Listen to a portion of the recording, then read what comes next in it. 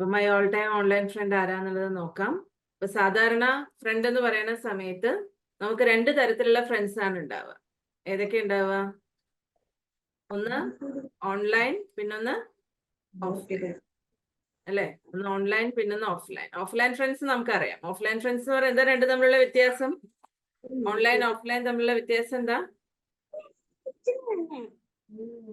എന്താ ഡിഫറൻസ്? ആര് പറയും? അമൂലിക പറയൂ. ഓൺലൈൻ ഓഫ്ലൈൻ തമ്മിലുള്ള വ്യത്യാസം എന്താ? ഓഫ്ലൈൻ ഫ്രണ്ട്സ് എന്ന് പറയുമ്പോ എങ്ങനെയുള്ളതാ? ഓഫ്ലൈൻ ഫ്രണ്ട്സ് പറയുമ്പോ നെറ്റ് ഇല്ലാത്തത്. നെറ്റ് ഇല്ലാത്തവര്. ഓക്കെ. പിന്നെ ഓൺലൈൻ ഫ്രണ്ട്സ് എന്ന് പറയുമ്പോൾ നെറ്റ് ഉള്ളവര് അല്ലെ? Okay, very good, very good. Congrats. പിന്നെ ഇനി അടുത്തത് പറയൂ. ഇനി അടുത്തത് ഓഫ്ലൈൻ ഫ്രണ്ട്സ് ആരൊക്കെയാണ്? ഓൺലൈൻ ഫ്രണ്ട്സ് ആരൊക്കെയാണ്?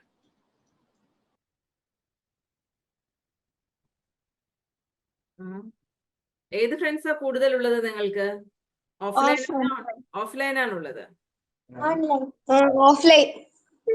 ഓഫ്ലൈൻ ഫ്രണ്ട്സ് ആണ്. ഓൺലൈൻ ഫ്രണ്ട്സ് കൂടുതൽ പേര് ആർക്കാ ഉള്ളത്? ഓൺലൈൻ ഫ്രണ്ട്സ് കൂടുതലില്ല, കുറച്ചൊക്കെ ഉണ്ട് അല്ലെ? കൂടുതലില്ല.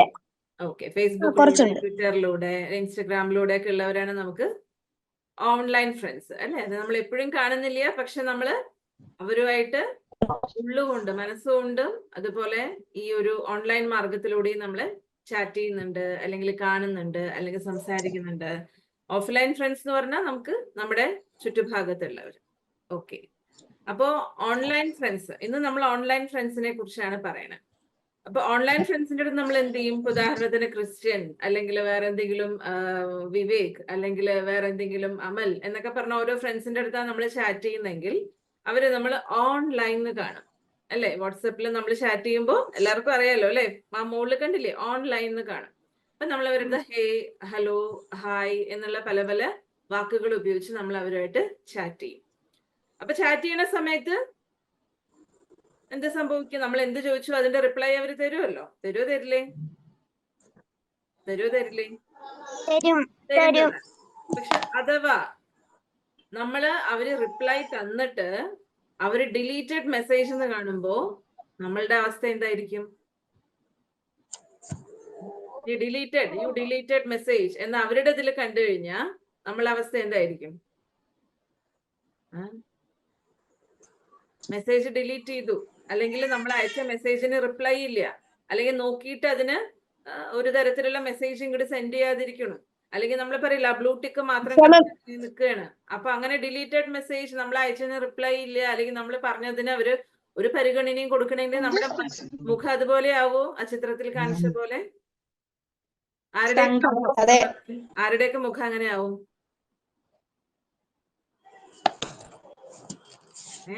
ആരുടെയൊക്കെ മുഖം അങ്ങനെ ആവും? ആരുടെ ആവില്ലേ? അപ്പൊ നല്ല കുട്ടികളാണ്. ഇനിയിപ്പൊ അവര് അഥവാ റിപ്ലൈ തരാൻ വൈകി തന്നെ വെക്കുക. വൈകി കഴിഞ്ഞു കഴിഞ്ഞാ നമ്മൾ എന്താണ് ചിന്തിക്കേണ്ടത്? ഒരു റിയൽ ഫ്രണ്ട് എന്താ ചിന്തിക്കേണ്ടത്? എന്തെങ്കിലും പണിയിലായിരിക്കും, അപ്പൊ നമ്മൾ കുറച്ചു നേരം വെയിറ്റ് ചെയ്തിരിക്കണം. വെരി ഗുഡ് അല്ലെ അമോലിക? നന്നായിട്ട് പറഞ്ഞു അല്ലെ? എന്തെങ്കിലും അവര് ബിസി ആയിരിക്കും, അത് കാരണം കൊണ്ട് നമ്മൾ കുറച്ചു നേരം കൂടി വെയിറ്റ് ചെയ്യുക. അവരുടെ ആ ബിസി എന്നുള്ള ഇത് കഴിഞ്ഞു കഴിഞ്ഞാല്, അവരുടെ തിരക്ക് കഴിഞ്ഞു കഴിഞ്ഞാൽ അവര് തീർച്ചയായിട്ടും എന്ത് ചെയ്യും? നമുക്ക് റിപ്ലൈ ചെയ്യും. ഇനിയിപ്പൊ അഥവാ റിപ്ലൈ ചെയ്തില്ലെങ്കിൽ നമ്മൾ എന്ത് ചെയ്യാൻ പാടില്ല? വിഷമിക്കാൻ പാടൂ, ടെൻഷൻ അടിക്കാൻ പാടൂ അല്ലേ? ഇന്നലെ നമ്മൾ എന്താ പറഞ്ഞത്? Make mind best friend. അപ്പം നമ്മുടെ മനസ്സ് നമ്മുടെ ബെസ്റ്റ് ഫ്രണ്ട് ആണെങ്കിൽ നമ്മുടെ മനസ്സ് നമ്മളെ സപ്പോർട്ട് ചെയ്യണം. നമ്മുടെ മനസ്സ് ഒരിക്കലും ടെൻഷൻ അടിക്കരുത്, നമ്മുടെ മനസ്സൊരിക്കലും അല്ലെ നെഗറ്റീവ് ഫീൽ ചെയ്യരുത്, അവരെ കുറിച്ച് നെഗറ്റീവ് ചിന്തിക്കരുത്, നെഗറ്റീവ് തിങ്ക് ചെയ്യരുത്. അതാണ് മനസ്സ് ബെസ്റ്റ് ഫ്രണ്ട് ആക്കിയിട്ടുള്ളവരുടെ ലക്ഷണം അല്ലേ? നമ്മുടെ മുഖം ഇങ്ങനെ ആവാറുണ്ടോ? ഇങ്ങനെയൊക്കെ ആവാറുണ്ടോ? കണ്ടിട്ട് ഇഗ്നോർ ചെയ്ത് കഴിഞ്ഞാൽ, അവരുടെ റിപ്ലൈ വൈകി കഴിഞ്ഞാൽ, ഒരു റിപ്ലൈയും ഇല്ലാതിരുന്നു കഴിഞ്ഞാൽ അങ്ങനെ ആവാറുണ്ടോ? ഇല്ല. ഉറപ്പാണ്? ഉറപ്പ്. സത്യം പറയണ, ആരുടെയെങ്കിലും മുഖം അങ്ങനെ ആവാറുണ്ടോ? ഇല്ല. ഒരാളുടെ മാത്രമേ ശബ്ദം കേൾക്കാറുള്ളൂ. അനുശ്രീ, മുഖം ആവാറുണ്ടോ ഇങ്ങനെ? എന്താ ഇവരൊന്നും ചെയ്തു തരാത്ത? എന്താ ഇവരുടെ റിപ്ലൈ വരാത്തത്? ഇന്നലെ നമ്മളൊരു ചിരിച്ച കുട്ടിയുടെ ചിത്രം കണ്ടില്ലേ? ആ ചിത്രമാണോ നല്ലത്, ഇതാണോ നല്ലത്? ഇതൊക്കെയാണോ നല്ലത്? ചിരിച്ച കുട്ടിയുടെ ചിത്രം അല്ലെ? എപ്പോഴും നമ്മൾ ഇന്നലെ സിസ്റ്റർ ഹോംവർക്കും തന്നിരുന്നു, നമ്മൾ എപ്പോഴും സ്മൈൽ ആയിരിക്കണം അല്ലെ? അപ്പൊ നമ്മളിങ്ങനെ ചിന്തിക്കുമ്പോഴാണ് നമുക്ക് ദേഷ്യം വരണം. അയ്യോ, ഇവർ ഇഗ്നോർ ചെയ്തു, അല്ലെങ്കിൽ എന്നെ മറ്റേ എന്റെ ഇതിന് ഉത്തരം തരുന്നില്ല, അല്ലെങ്കിൽ കണ്ടിട്ട് ഇവര് മറുപടി തരുന്നില്ല എന്നുള്ളത് നമ്മൾ ചിന്തിക്കുമ്പോഴാണ് നമുക്ക് ഫീൽ ചെയ്യുന്നത്. ഓക്കെ, അപ്പൊ നോക്കൂ, ഇതില് ഇപ്പൊ സിസ്റ്റർ ആരൊക്കെയോ എന്തൊക്കെയോ വരയ്ക്കുന്നുണ്ട്. വരച്ചു കഴിഞ്ഞാൽ അത് കാണാൻ പറ്റില്ല കേട്ടോ. ഇപ്പൊ ട്രൂ ഫ്രണ്ട്ഷിപ്പ് എന്നുള്ളതിന്റെ ഡെഫിനിഷൻ ആണ് ഇതിൽ കാണിച്ചിരിക്കുന്നത്. ട്രൂ ഫ്രണ്ട്ഷിപ്പ് എന്താണ്? Is not based on utility or pleasure. നമ്മുടെ ആവശ്യത്തിന് അവരെ കിട്ടണു, കിട്ടിയില്ലെങ്കിൽ നമ്മൾ ആകെ മൂഡ് ഓഫ് ആവുന്നു. നമ്മുടെ പ്ലഷറിന് അവരെ കിട്ടുന്നു, പ്ലഷർ താൽക്കാലികമായിട്ടുള്ള സന്തോഷത്തിന് അവരെ കിട്ടണു, അല്ലെങ്കിൽ മൂഡ് ഓഫ് ആവുന്നു. നമ്മൾ വൈകുന്നേരത്തെ വിളിച്ച് നമുക്കൊരു സ്ഥലം വരെ പോവാന്ന് പറഞ്ഞു, അവർ പറ്റില്ല എന്ന് പറഞ്ഞാൽ നമ്മൾ മൂഡ് ഓഫ് ആയി. അപ്പൊ ഇതിനെല്ലാം ട്രൂ ഫ്രണ്ട്ഷിപ്പ് എന്ന് പറയണം. ഇതെല്ലാവരും എഴുതി എടുക്കും നോക്കട്ടെ. True friendship is not based on utility. നമ്മുടെ ആവശ്യത്തിനോ പ്ലഷറിനോ അല്ലെ ബേസ് ചെയ്തിട്ടുള്ളതല്ല ട്രൂ ഫ്രണ്ട്ഷിപ്പ്. പകരം ട്രൂ ഫ്രണ്ട്ഷിപ്പ് എന്ന് പറഞ്ഞാൽ മ്യൂച്വൽ ലവ് ആൻഡ് റെസ്പെക്ട്. സ്നേഹം, പരസ്പര സ്നേഹം, പരസ്പര ബഹുമാനം. പരസ്പര സ്നേഹം, പരസ്പര ബഹുമാനം, mutual love, respect, admiration and gratitude. അവരെന്താണോ ആ രീതിയിൽ നമ്മൾ അവരെ അംഗീകരിക്കണം.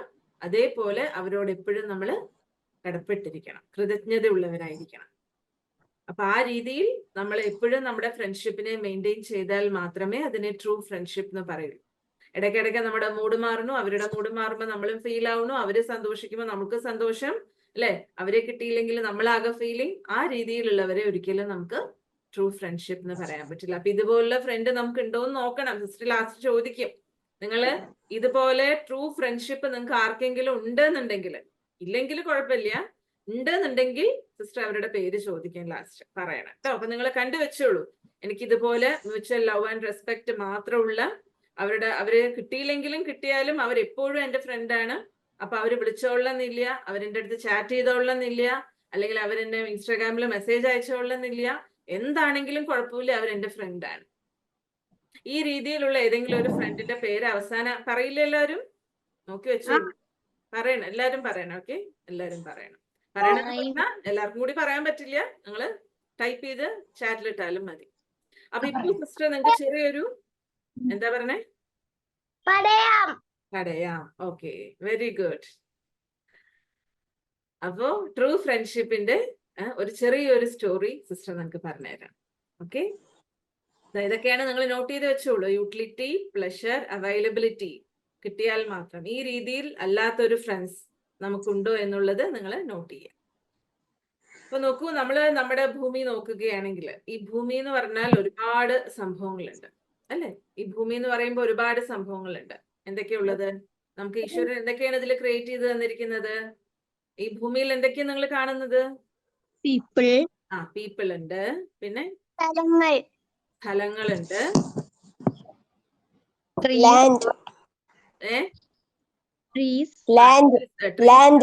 ലാൻഡ് ഉണ്ട്, കെട്ടിടങ്ങളുണ്ട് അല്ലെ? ഈ പഞ്ചതത്വങ്ങളുണ്ടല്ലോ നേരത്തെ പറഞ്ഞത്, വെള്ളം, വായു, അഗ്നി, വാട്ടർ. അതെ, വാട്ടർ ഉണ്ട്, വായു ഉണ്ട്. ഇതെല്ലാം നമുക്ക് ഈശ്വരൻ നമുക്ക് വേണ്ടി തന്നിട്ടുള്ളതാണ്. ഇങ്ങനെയുള്ള മെറ്റീരിയലിസ്റ്റ് സൺലൈറ്റ് ഉണ്ട് അല്ലെ? നമുക്കറിയാം ഈ മെറ്റീരിയൽസിനെയൊക്കെ നമുക്കറിയാം. അതിനോടൊപ്പം നമുക്ക് ഇതുപോലൊരു നല്ല ഫാമിലിയും ഈശ്വരൻ തന്നിട്ടുണ്ട്. അച്ഛൻ ഉണ്ടാവും, അമ്മ ഉണ്ടാവും, ഫ്രണ്ട്സ് ഉണ്ടാവും അല്ലെ? അതേപോലെ കസിൻസ് ഉണ്ടാവും. അപ്പൊ ഇതുപോലൊരു നല്ല ഫാമിലി ഉണ്ട്. പക്ഷെ ഇവർ നോക്കൂ, ഈ ആൾക്കാരെ നമ്മൾ കാണുന്ന സമയത്ത് ഇവരെല്ലാവരിലും കോമൺ ആയിട്ട് നമ്മൾ എന്താ കാണുന്നത്?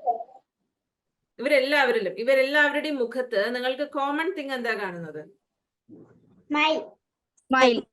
Very good. നോക്കൂ, എല്ലാവരും അവരവർക്ക് വേണ്ടി ക്ലാപ്പ് ചെയ്യൂ നോക്കട്ടെ. സ്മൈൽ അല്ലേ? സ്മൈൽ. എല്ലാവരും ചിരിച്ചുകൊണ്ടിരിക്കണം. അപ്പോ ഈ ചിരിച്ചുകൊണ്ടിരിക്കുന്ന ഫാമിലി ആണോ? നമ്മൾ എപ്പോഴും ഇവരെ പോലെ ചിരിച്ചുകൊണ്ടിരിക്കുന്നുണ്ടോ? ചിരിച്ചുകൊണ്ടിരിക്കുക അർത്ഥം എന്താ? എപ്പോഴും സന്തോഷത്തോടുകൂടി നമുക്ക് ഫാമിലിനെ വെക്കാൻ പറ്റുന്നുണ്ടോ? അല്ലെങ്കിൽ ഫാമിലിയിൽ ഉള്ളവരുമായിട്ട് സന്തോഷത്തോടെ ഇരിക്കുന്നുണ്ടോ? അപ്പൊ സന്തോഷത്തോടെ ഇരിക്കാന്ന് പറഞ്ഞാൽ അപ്പൊ അച്ഛൻ ചീത്ത പറയില്ല, അല്ലെങ്കിൽ അമ്മയൊന്നും പറയില്ല, അല്ലെങ്കിൽ നമ്മുടെ ഫ്രണ്ട്സ് ഒന്നും പറയില്ല എന്നല്ല. ആര് എന്ത് പറഞ്ഞാലും ഇന്നലെ പറഞ്ഞതുപോലെ നമ്മൾ എപ്പോഴും സ്മൈൽ ചെയ്തിരിക്കുക. നമ്മൾ ഒരിക്കലും എന്ത് ചെയ്യരുത്? അവരോട് തർക്കിച്ച് നമ്മൾ പറയുന്നത്, നിങ്ങൾ എന്തിനാണ് ചീത്ത പറഞ്ഞേ? നിങ്ങൾ ചീത്ത പറയുന്നത് ഞാൻ വിചാരിച്ചില്ലല്ലോ, എന്റെ അടുത്ത് എന്താണ് ഈ രീതിയിലൊന്നും നമ്മൾ അവരുടെ അടുത്ത് ഷൗട്ട് ചെയ്യാൻ പാടില്ല. അങ്ങനെ ഷൗട്ട് ചെയ്യണ്ടോ നമ്മൾ ആരെങ്കിലും? ഷൗട്ട് ചെയ്യണവരാണോ? അല്ല, അല്ലെന്ന് പറഞ്ഞു. Okay, very good. അപ്പൊ നമ്മൾ എപ്പോഴും സ്മൈലിംഗ് ഫേസ് ആയിരിക്കണം. അപ്പൊ അതിലും നമുക്കറിയാം ഒരു ഫാമിലി എന്ന് പറയുമ്പോൾ അതിൽ father, mother, brother, sister, uncle, aunty, neighbour, ഫ്രണ്ട്സിൽ ഇങ്ങനെ ഒരുപാട് പേര് നമുക്കൊരു ഫാമിലി എന്ന് പറയുമ്പോൾ ഉണ്ടാവും. പക്ഷെ ഈ ഫാമിലിയിൽ എല്ലാ റിലേഷൻഷിപ്പിനെ പോലെ പ്രധാനമായിട്ടുള്ള ഒന്നാണ് ഫ്രണ്ട്സ്. ഫ്രണ്ട്സിനെ നമ്മൾ ഒരിക്കലും മറക്കില്ല, അല്ലേ? നമ്മുടെ കുട്ടിക്കാലത്തെ ഫ്രണ്ട്സിനെ പോലും നമുക്ക് ഓർമ്മയുണ്ടാവും. നമ്മൾ പഠിച്ചിട്ടുള്ളവരുടെ ഫ്രണ്ട്സിനെ ഇപ്പൊ നമ്മുടെ അച്ഛനമ്മമാരോടൊക്കെ ചോദിച്ചാൽ തന്നെ അറിയാം, അവരുടെ ചെറുപ്പത്തിലുള്ള ഫ്രണ്ട്സിനെ പോലും അവർ മറക്കില്ല. അപ്പൊ ഫ്രണ്ട്സ് എന്ന് പറയുന്നത് നമ്മുടെ ജീവിതത്തിന്റെ ഉയർച്ചയ്ക്കായിട്ട് വളരെ ഇമ്പോർട്ടന്റ് റോൾ, അല്ലെങ്കിൽ വളരെ പ്രധാനപ്പെട്ടിട്ടുള്ളൊരു റോൾ അഭിനയിക്കുന്ന അല്ലെങ്കിൽ പങ്കുവെക്കുന്ന ഒരു ആൾക്കാരാണ്. അപ്പൊ അതുപോലൊരു റിയൽ ട്രൂ ഫ്രണ്ട്ഷിപ്പ് സ്റ്റോറിയാണ് ഇപ്പൊ സിസ്റ്റർ നിങ്ങളുടെ അടുത്ത് ഷെയർ ചെയ്യണം. അപ്പൊ ഇതൊരു ജസ്റ്റ് ഒരു സ്റ്റോറി ആയിട്ട് ഷെയർ ചെയ്യുന്നു. ഇത് റിയൽ ഇൻസിഡന്റ് ആണ്, റിയൽ സ്റ്റോറിയാണ്. ജസ്റ്റ് സിസ്റ്റർ ഷെയർ ചെയ്യുന്നു എന്നേ ഉള്ളൂ. അതിനുശേഷം ട്രൂ ഫ്രണ്ട് ആരാണ് എന്താണെന്നുള്ളത് ചോദിക്കാം. അപ്പൊ ഇവർ രണ്ടുപേരും നിങ്ങൾക്ക് പരിചയമുണ്ടോ, കണ്ടിട്ടുണ്ടോ? ആരെങ്കിലും കണ്ടിട്ടുണ്ടോ ഇവരെ? ഇല്ല അല്ലെ? ഓക്കെ. അപ്പൊ ഇവരെ കുറിച്ച് സിസ്റ്റർ പറഞ്ഞുതരാം. ഇവര് വളരെ എന്താ പറയാ, നമ്മൾ പറയില്ലേ രത്നങ്ങൾക്ക് സമാനം ഇവരുടെ ഫ്രണ്ട്ഷിപ്പിനെ നിലനിർത്തിയിട്ടുള്ളവരാണ്. അത്രയും വളരെ വാല്യൂബിൾ ആയിട്ടുള്ള, വളരെ ഇതിൽ അൺമ്യൂട്ട് ചെയ്യൂ കേട്ടോ. എല്ലാവരും ഒന്ന് ജസ്റ്റ് ഒന്ന് അൺമ്യൂട്ട് ചെയ്യൂ. അല്ല, അൺമ്യൂട്ട് അല്ല, സോറി, മ്യൂട്ട് ചെയ്യൂ. അപ്പോ അത്രയും റിയൽ ആയിട്ടുള്ള ഒരു ഫ്രണ്ട്ഷിപ്പ് സ്റ്റോറിയാണ് ഇവരുടെ. അപ്പൊ ഇവർ രണ്ടുപേരും ആരാന്ന് വെച്ച് കഴിഞ്ഞാൽ സിസ്റ്റർ ജസ്റ്റ് പറഞ്ഞു തരാം. 1936 ബെർലിനില് ഒളിമ്പിക്സ് നടന്നിട്ടുണ്ടായിരുന്നു. ബെർലിൻ എന്നുള്ള രാജ്യം എവിടെയാണെന്ന് അറിയോ? ജർമ്മനിയിലാണ്. ഓക്കെ, ജർമ്മനിയില് ബെർലിനിലെ ഒളിമ്പിക്സ് നടന്നിട്ടുണ്ടായിരുന്നു. അപ്പൊ അത് ഓഗസ്റ്റ് 1936 ഒളിമ്പിക്സ് സ്റ്റാർട്ട് ചെയ്തിട്ടുണ്ടായിരുന്നു. അപ്പൊ നിങ്ങൾക്ക് അറിയായിരിക്കും, ജർമ്മനിയിൽ അന്ന് അഡോൾഫ് ഹിറ്റ്ലറിന്റെ ഭരണമായിരുന്നു. അഡോൾഫ് ഹിറ്റ്ലർ ആരാന്ന് അറിയില്ലേ? ഇന്നലെ പറഞ്ഞു തന്നല്ലോ അല്ലെ? ഇന്നലെ നമ്മൾ ഡിസ്കസ് ചെയ്തിട്ടുണ്ടായിരുന്നു അഡോൾഫ് ഹിറ്റ്ലറെ കുറിച്ച്. അദ്ദേഹത്തിന്റെ ഭരണം എങ്ങനെയാണ്, അദ്ദേഹത്തിന്റെ റൂളിംഗ് എങ്ങനെയാണെന്നുള്ളത്. എങ്ങനെയുള്ളതാ?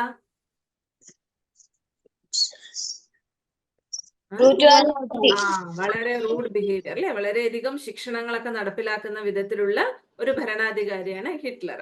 അപ്പൊ അദ്ദേഹം തന്റെ ജർമ്മനി എന്നുള്ള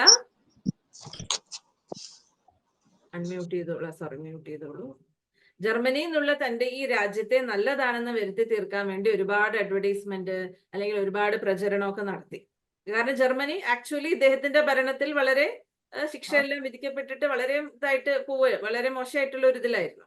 പക്ഷെ നല്ലതാണെന്ന് വരുത്തി തീർക്കാൻ വേണ്ടി വളരെ നല്ല പ്രചരണവും അഡ്വർടൈസ്മെന്റും അതുപോലെ പോസ്റ്ററും എല്ലാം ഒട്ടിച്ച് എന്തുകൊണ്ടാണ് ജർമ്മനി നല്ലതാണെന്ന് വരുത്തി തീർക്കണേ? ഒളിമ്പിക്സിൽ വിജയം കിട്ടാൻ വേണ്ടിയിട്ട്. വളരെ ഹംബിൾ കൺട്രിയാണ്, വളരെ ടോളറന്റ് കൺട്രിയാണെന്ന് വരുത്തി തീർക്കാൻ വേണ്ടി ഇദ്ദേഹം ഒരുപാട് പ്രചരണം നടപ്പിലാക്കി. അപ്പൊ അതിനുശേഷം ആണ് ഈ ഒളിമ്പിക്സ് വരുന്നത്.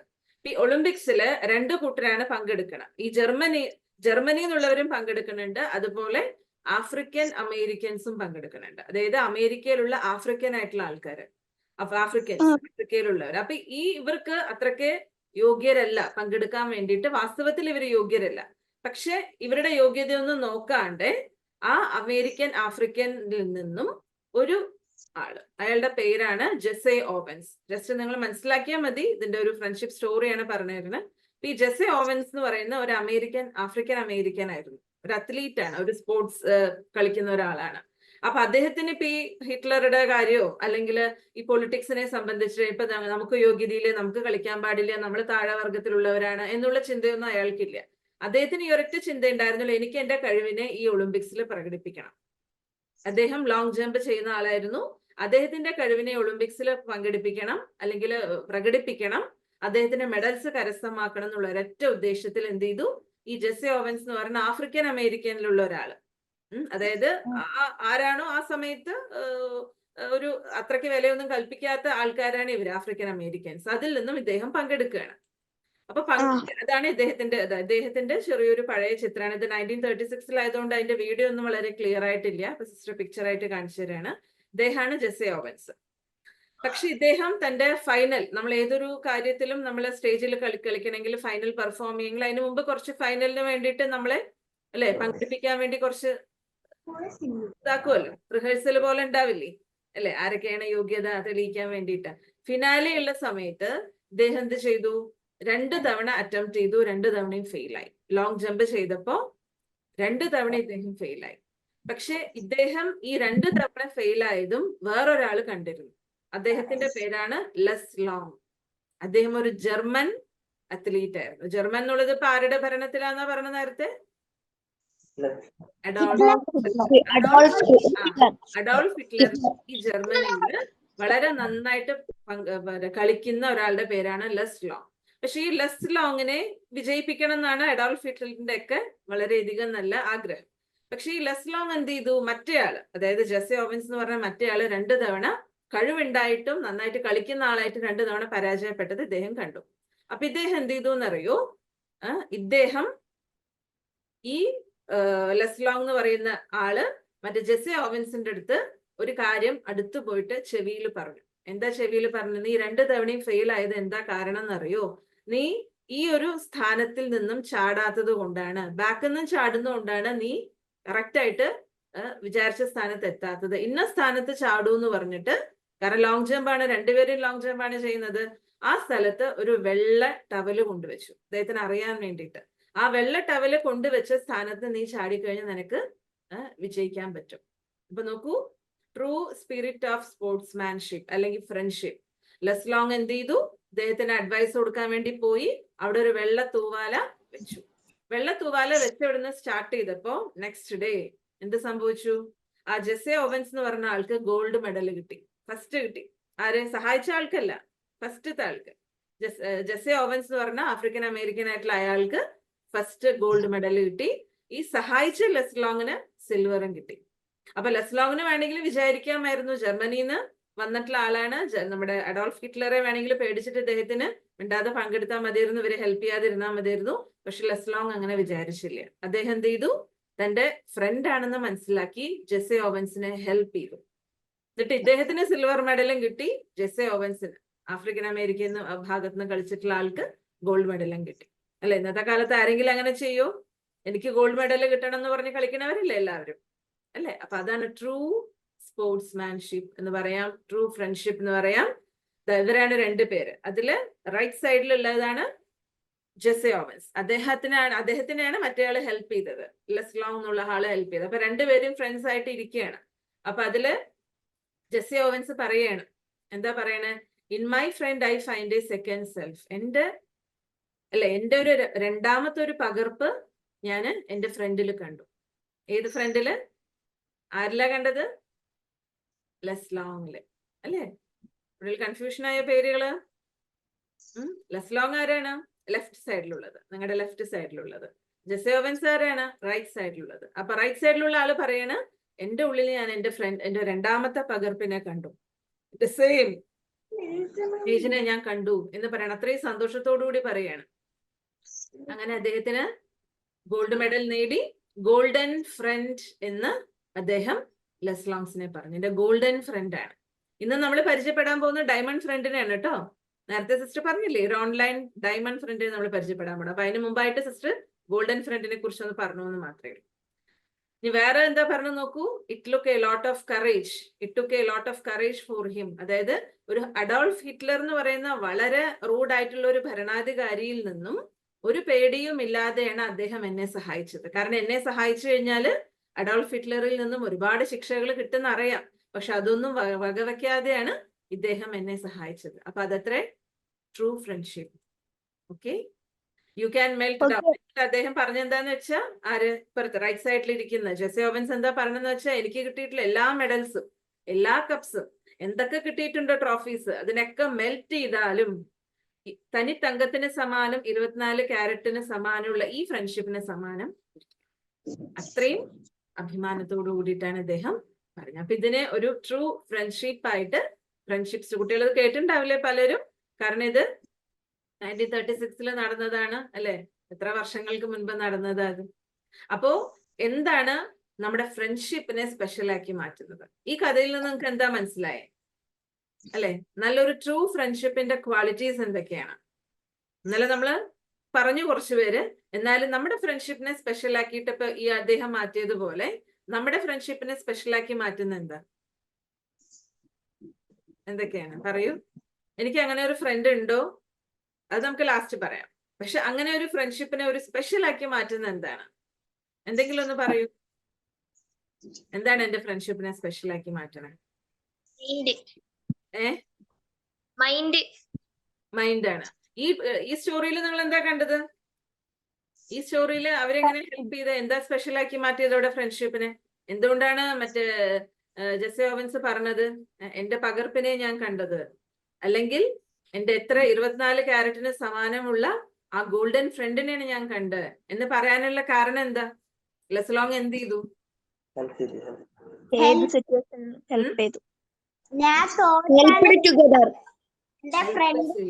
ഹെൽപ്പ് ചെയ്തു എന്നുള്ളതിൽ ഹെൽപ്പ് നമ്മൾ എല്ലാവരും ചെയ്യാറുണ്ട്. പക്ഷെ ഇതിൽ നമ്മൾ എന്ത് ഹെൽപ്പ് തന്നെ കണ്ടത്? എങ്ങനെ ഹെൽപ്പ് ചെയ്തു? നവോമിക പറയൂ. Courage. Yes, very good. Courage അല്ലേ? അഡോൾഫ് ഹിറ്റ്ലറിന്റെ മുന്നില് കറേജിയസോട് കൂടിയിട്ട് ഇദ്ദേഹം പോയിട്ട് ഹെൽപ്പ് ചെയ്തു. പിന്നെ അടുത്തത് പിന്നെന്താ? അയ്യാൻ കൃഷ്ണ പറയൂ. തോട്ട്സിന് എന്താക്കി? നോക്കൂ, ലെസ്ലോങ് വിചാരിച്ചു കഴിഞ്ഞാൽ അദ്ദേഹത്തിന് ഗോൾഡ് മെഡൽ നേടായിരുന്നില്ലേ കൊടുക്കാതിരുന്ന, അല്ലേ? പക്ഷെ അദ്ദേഹം എന്ത് ചെയ്തു? ത്യാഗം ചെയ്തു, അല്ലേ? ത്യാഗം ചെയ്തു. എനിക്ക് കിട്ടേണ്ടത് ത്യാഗം ചെയ്തിട്ടാണ് അദ്ദേഹത്തിന് കൊടുത്തത്. എന്നിട്ട് നെക്സ്റ്റ് ഡേ അദ്ദേഹത്തിന് ഗോൾഡൻ സാക്രിഫൈസ് ചെയ്തു. അപ്പൊ ഇത്രയും വലിയ സ്പെഷ്യാലിറ്റി ആണ് കറേജിയസ്, സാക്രിഫൈസ്, അല്ലെ? തനിക്ക് കിട്ടേണ്ടത് കൂടി, അല്ലെ? എനിക്ക് എന്റെ സ്ഥാനം എനിക്ക് ആർക്കും കൊടുക്കാൻ പറ്റില്ല എന്ന് പറഞ്ഞിരുന്നില്ല. അപ്പൊ ഇതുപോലൊരു ട്രൂ ഫ്രണ്ടിനെയാണ് നമ്മൾ ഇന്ന് പരിചയപ്പെടാനായിട്ട് പോകണം. അതിന് നോക്കൂ, നേരത്തെ നമ്മള് ഒരു ഭൂമിയുടെ ചിത്രം കാണുമ്പോ പറഞ്ഞു, ഈ ഭൂമിയിലുള്ളത് മുഴുവനും ആരുടെ രചനയാണ്? ആരുടെ രചനയാണ്? ക്രിയേഷൻ. ആരുടെ ക്രിയേഷൻ ആണ്?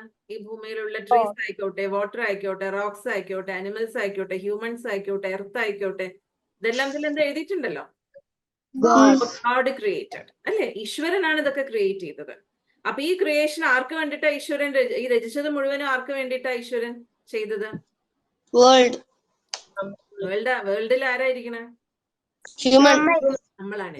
നമുക്ക് വേണ്ടിയിട്ടാണ്. എങ്ങനെ അച്ഛനമ്മമാര് നമുക്ക് എല്ലാ കാര്യങ്ങളും ചെയ്തു തരുന്നു, അച്ഛനമ്മമാര് നമ്മളെ ചെറുപ്പത്തിൽ പഠിപ്പിക്കുന്നു, അല്ലെ? വളർത്തി വലുതാക്കുന്നു, ആവശ്യത്തിനുള്ള ഭക്ഷണം തരുന്നു, എല്ലാവിടെയും കൊണ്ടുപോകുന്നു, എല്ലാം നിറയെ. നിങ്ങൾ ഫോൺ വേണം പറയുമ്പോഴേക്കും ഫോൺ വാങ്ങിച്ചു തരുന്നു, കളിക്കോപ്പ് വേണം പറയുമ്പോഴേക്കും കളിക്കോപ്പ് വാങ്ങിച്ചു തരുന്നു. എങ്ങനെ അച്ഛനമ്മമാര് നമ്മളെ വളരെ നന്നായിട്ട് പാലിക്കുന്നു, അതേപോലെ അല്ലെ നമ്മളെ ഓൺലൈനിൽ പാലിക്കുന്ന ഒരു വ്യക്തിയാണ് ആര്? ഓഫ്ലൈനിൽ പാലിക്കുന്നു. ഓൺലൈനിൽ പാലിക്കുന്ന വ്യക്തി, ഓൺലൈനിൽ പാലിക്കുന്ന ആളാണ് ഗോഡ്. ഈശ്വരന്റെ പ്രത്യേകതയാണ് നമുക്ക് ഓൺലൈനിൽ എല്ലാ പാലനയും നമ്മൾ ചോദിച്ചിട്ടല്ല തരുന്നത്. ഈശ്വരൻ എനിക്ക് അത് തരൂ, ഈശ്വരൻ എനിക്ക് നല്ല ഫ്രണ്ടിനെ തരൂ, അല്ലെങ്കിൽ ഈശ്വരൻ എനിക്ക് ഇന്ന സാധനങ്ങൾ ചെയ്തു തരൂ. നമുക്ക് ചോദിക്കേണ്ട ആവശ്യമില്ല. എല്ലാം നമ്മൾ ജനിച്ചപ്പോ തന്നെ ഇതെല്ലാം ഉണ്ടായിരുന്നു. ട്രീസ് ഉണ്ടായിരുന്നു, ശ്വസിക്കാനുള്ള വായു ഉണ്ടായിരുന്നു, കഴിക്കാനുള്ള ഭക്ഷണം ഉണ്ടായിരുന്നു. ഒക്കെ നമ്മൾ ചോദിച്ചിട്ടാണോ കിട്ടിയത്? അല്ലല്ല. ചോദിക്കാണ്ട് തന്നെ ഓൺലൈനിൽ നമുക്ക് തരുന്ന ആളാണ് ഈശ്വരൻ. അപ്പോ നോക്കൂ, അല്ലെ? ഈശ്വരൻ എപ്പോഴും online. God is always online. അതാണ് ഇതിൽ എഴുതിയിരിക്കുന്നത്. നമ്മൾ ആരെങ്കിലും എപ്പോഴും ഓൺലൈനിൽ കാണും? എപ്പോഴും ഓൺലൈനിൽ കണ്ടാൽ നമ്മൾ ചിലപ്പോ എന്താണിത്, എപ്പോഴും ഓൺലൈനിലാണല്ലോ, വേറെ ജോലിയൊന്നും ഇല്ലേ എന്ന് നമ്മൾ ചോദിക്കും, അല്ലെ? പക്ഷെ ഈശ്വരൻ എപ്പോഴും ഓൺലൈനിലാണ്, എപ്പോഴും ഭഗവാൻ ഓൺലൈനിലാണ്. അപ്പൊ നമ്മൾ ഈശ്വരനോട് മെസ്സേജ് ചെയ്യണം, God my father I love U. എല്ലാരും പറയും നോക്കട്ടെ.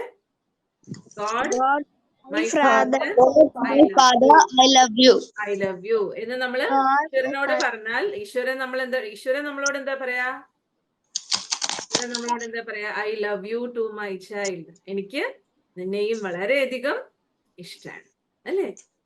നമുക്ക് ആ ഒരു റെസ്പോൺസ് ഈശ്വരനിൽ നിന്നും കേൾക്കാം. ഞാൻ എപ്പോഴും നിന്നോടൊപ്പം ഉണ്ട്, നീ ഒരിക്കലും ഒരു കാര്യത്തിനും ചിന്തിക്കേണ്ട, ഭയപ്പെടേണ്ട. ഞാൻ എപ്പോഴും ഓൺലൈനിൽ, I M always online for you. ഞാൻ എപ്പോഴും നിന്നോടൊപ്പം ഓൺലൈനിലുണ്ട്, നിന്നെ സംരക്ഷിച്ചുകൊണ്ടിരിക്കുന്നുണ്ട്. ഈശ്വരന്റെ ഒരു പ്രൊട്ടക്ഷൻ നമ്മുടെ മുകളിൽ എപ്പോഴും നമ്മൾ ഫീൽ ചെയ്യണം. നമ്മൾ ഒരു കൊട പിടിച്ചുകൊണ്ട് നമ്മൾ പുറത്തേക്ക് പോകുന്ന സമയത്ത്, എന്തിനാ കൊട ചൂടണേ? നമ്മള് വെയിൽ കൊള്ളില്ല, മഴ കൊള്ളില്ല, അല്ലെ? മഞ്ഞുണ്ടെങ്കിൽ മഞ്ഞ തൊപ്പിയിട്ട് നമ്മൾ പോകും.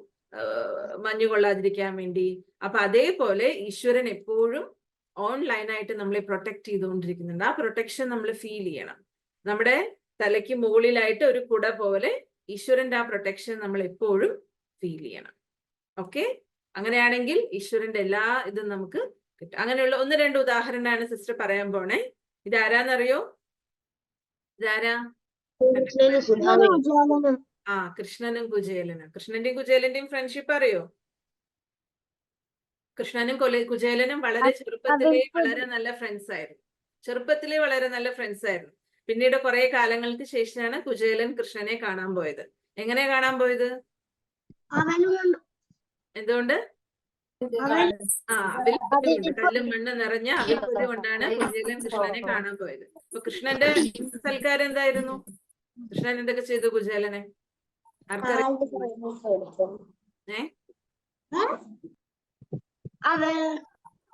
അവര്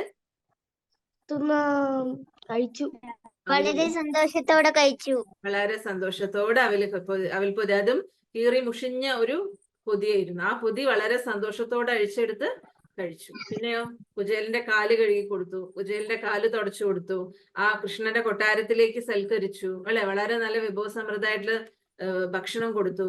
എന്നിട്ട് റിട്ടേൺ ആയിട്ട് കൃഷ്ണൻ കുചേലന് എന്താ കൊടുത്തത്? കുചേലൻ തന്റെ വീട്ടിലേക്ക് പോയപ്പോഴേക്കും തിരിച്ച് വീട്ടിലേക്ക് വരുമ്പോ സ്വർണമായ വലിയ കൊട്ടാരം. Very good. എല്ലാവർക്കും അറിയാം. നല്ല നല്ല നല്ല എല്ലാ അറിവുള്ള കുട്ടികളാണ് ഇതിലിരിക്കുന്നത്, അല്ലേ? അപ്പോ വളരെ നല്ല കൊട്ടാരാണ് ഗിഫ്റ്റ് ആയിട്ട് കൊടുത്തത്. കീറിയ ഒരു മറ്റേ തുണിയില് കല്ലും മണ്ണും നിറഞ്ഞ അവിൽപ്പൊതി കൊടുത്തിട്ടും തിരിച്ചു കൊടുത്തത് കൊട്ടാരാണ്. അപ്പൊ ഇതിനർത്ഥം എന്താ? ഈശ്വരനും നമുക്ക് ഇതുപോലെ തരും. നമ്മൾ എന്ത് കൊടുത്തു, അല്ലെങ്കിൽ എന്ത് ചിന്തിച്ചു, അല്ലെങ്കിൽ എങ്ങനെയുള്ള കുട്ടിയാണ്, അല്ലെങ്കിൽ നമ്മൾ ദേഷ്യപ്പെടുന്ന കുട്ടിയാണോ, അച്ഛനമ്മമാരോട് വാശി പിടിക്കുന്ന കുട്ടിയാണോ എന്നൊന്നും ഈശ്വരൻ നോക്കില്ല. ഈശ്വരൻ നമുക്ക് തരുന്നത് ഇത്രയും വലിയ കൊട്ടാരത്തിന് സമാനമായിട്ടുള്ള വലിയ ഗിഫ്റ്റ് ആണ് തരുന്നത്. അതാണ് സിസ്റ്റർ പറഞ്ഞത്, നിങ്ങൾക്ക് ഒരു ഡയമണ്ട് ഫ്രണ്ടിനെ സിസ്റ്റർ കാണിച്ചു തരാം. അപ്പൊ ഡയമണ്ട് ഫ്രണ്ട് ആരാണ്? ഗോഡ്, അല്ലേ? ഗോഡ്. ആ ഗോഡ് ആരാണ്, എന്താന്നുള്ളതൊക്കെ നമുക്ക് ഇതിൽ പറയാം. അപ്പൊ ഒരു ഡയമണ്ട് ഫ്രണ്ട് ഇതുപോലെ എന്ത് തന്നു, എങ്ങനെ തന്നു എന്നൊന്നും നോക്കില്ല. പകരം നമുക്ക് ഓൾവേസ് തരാൻ വേണ്ടി മാത്രം നിൽക്കുന്നതായിരിക്കും. അതേപോലെ ഒരാളാണ് ഇവരാരാ?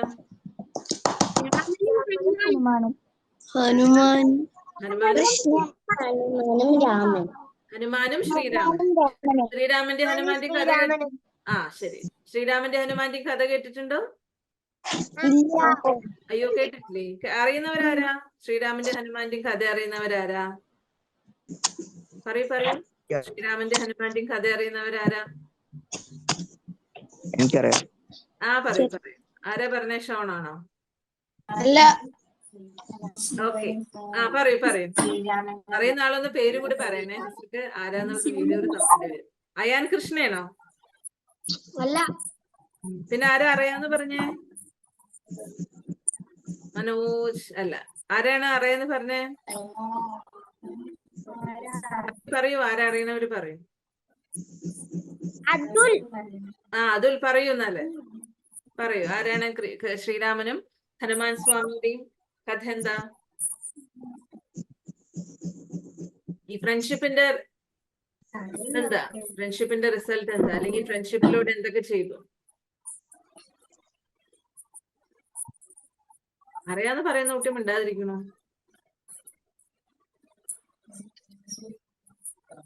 ആർക്കും അറിയില്ല, അല്ലെ? ഇല്ല. ഓക്കെ, നിങ്ങള് ഹനുമാന്റെ സിദ്ധ കണ്ടിട്ടുണ്ടോ? ഇതൊക്കെ വരുമല്ലോ, സീരിയലും ടെലിഫിലിം ഒക്കെ വരുമല്ലോ, അത് കണ്ടിട്ടുണ്ടോ? കണ്ടിട്ടുണ്ട്. അപ്പൊ ഹനുമാൻ ഗദ ഇവിടെ വെച്ചിട്ട് എന്താ പറയാ?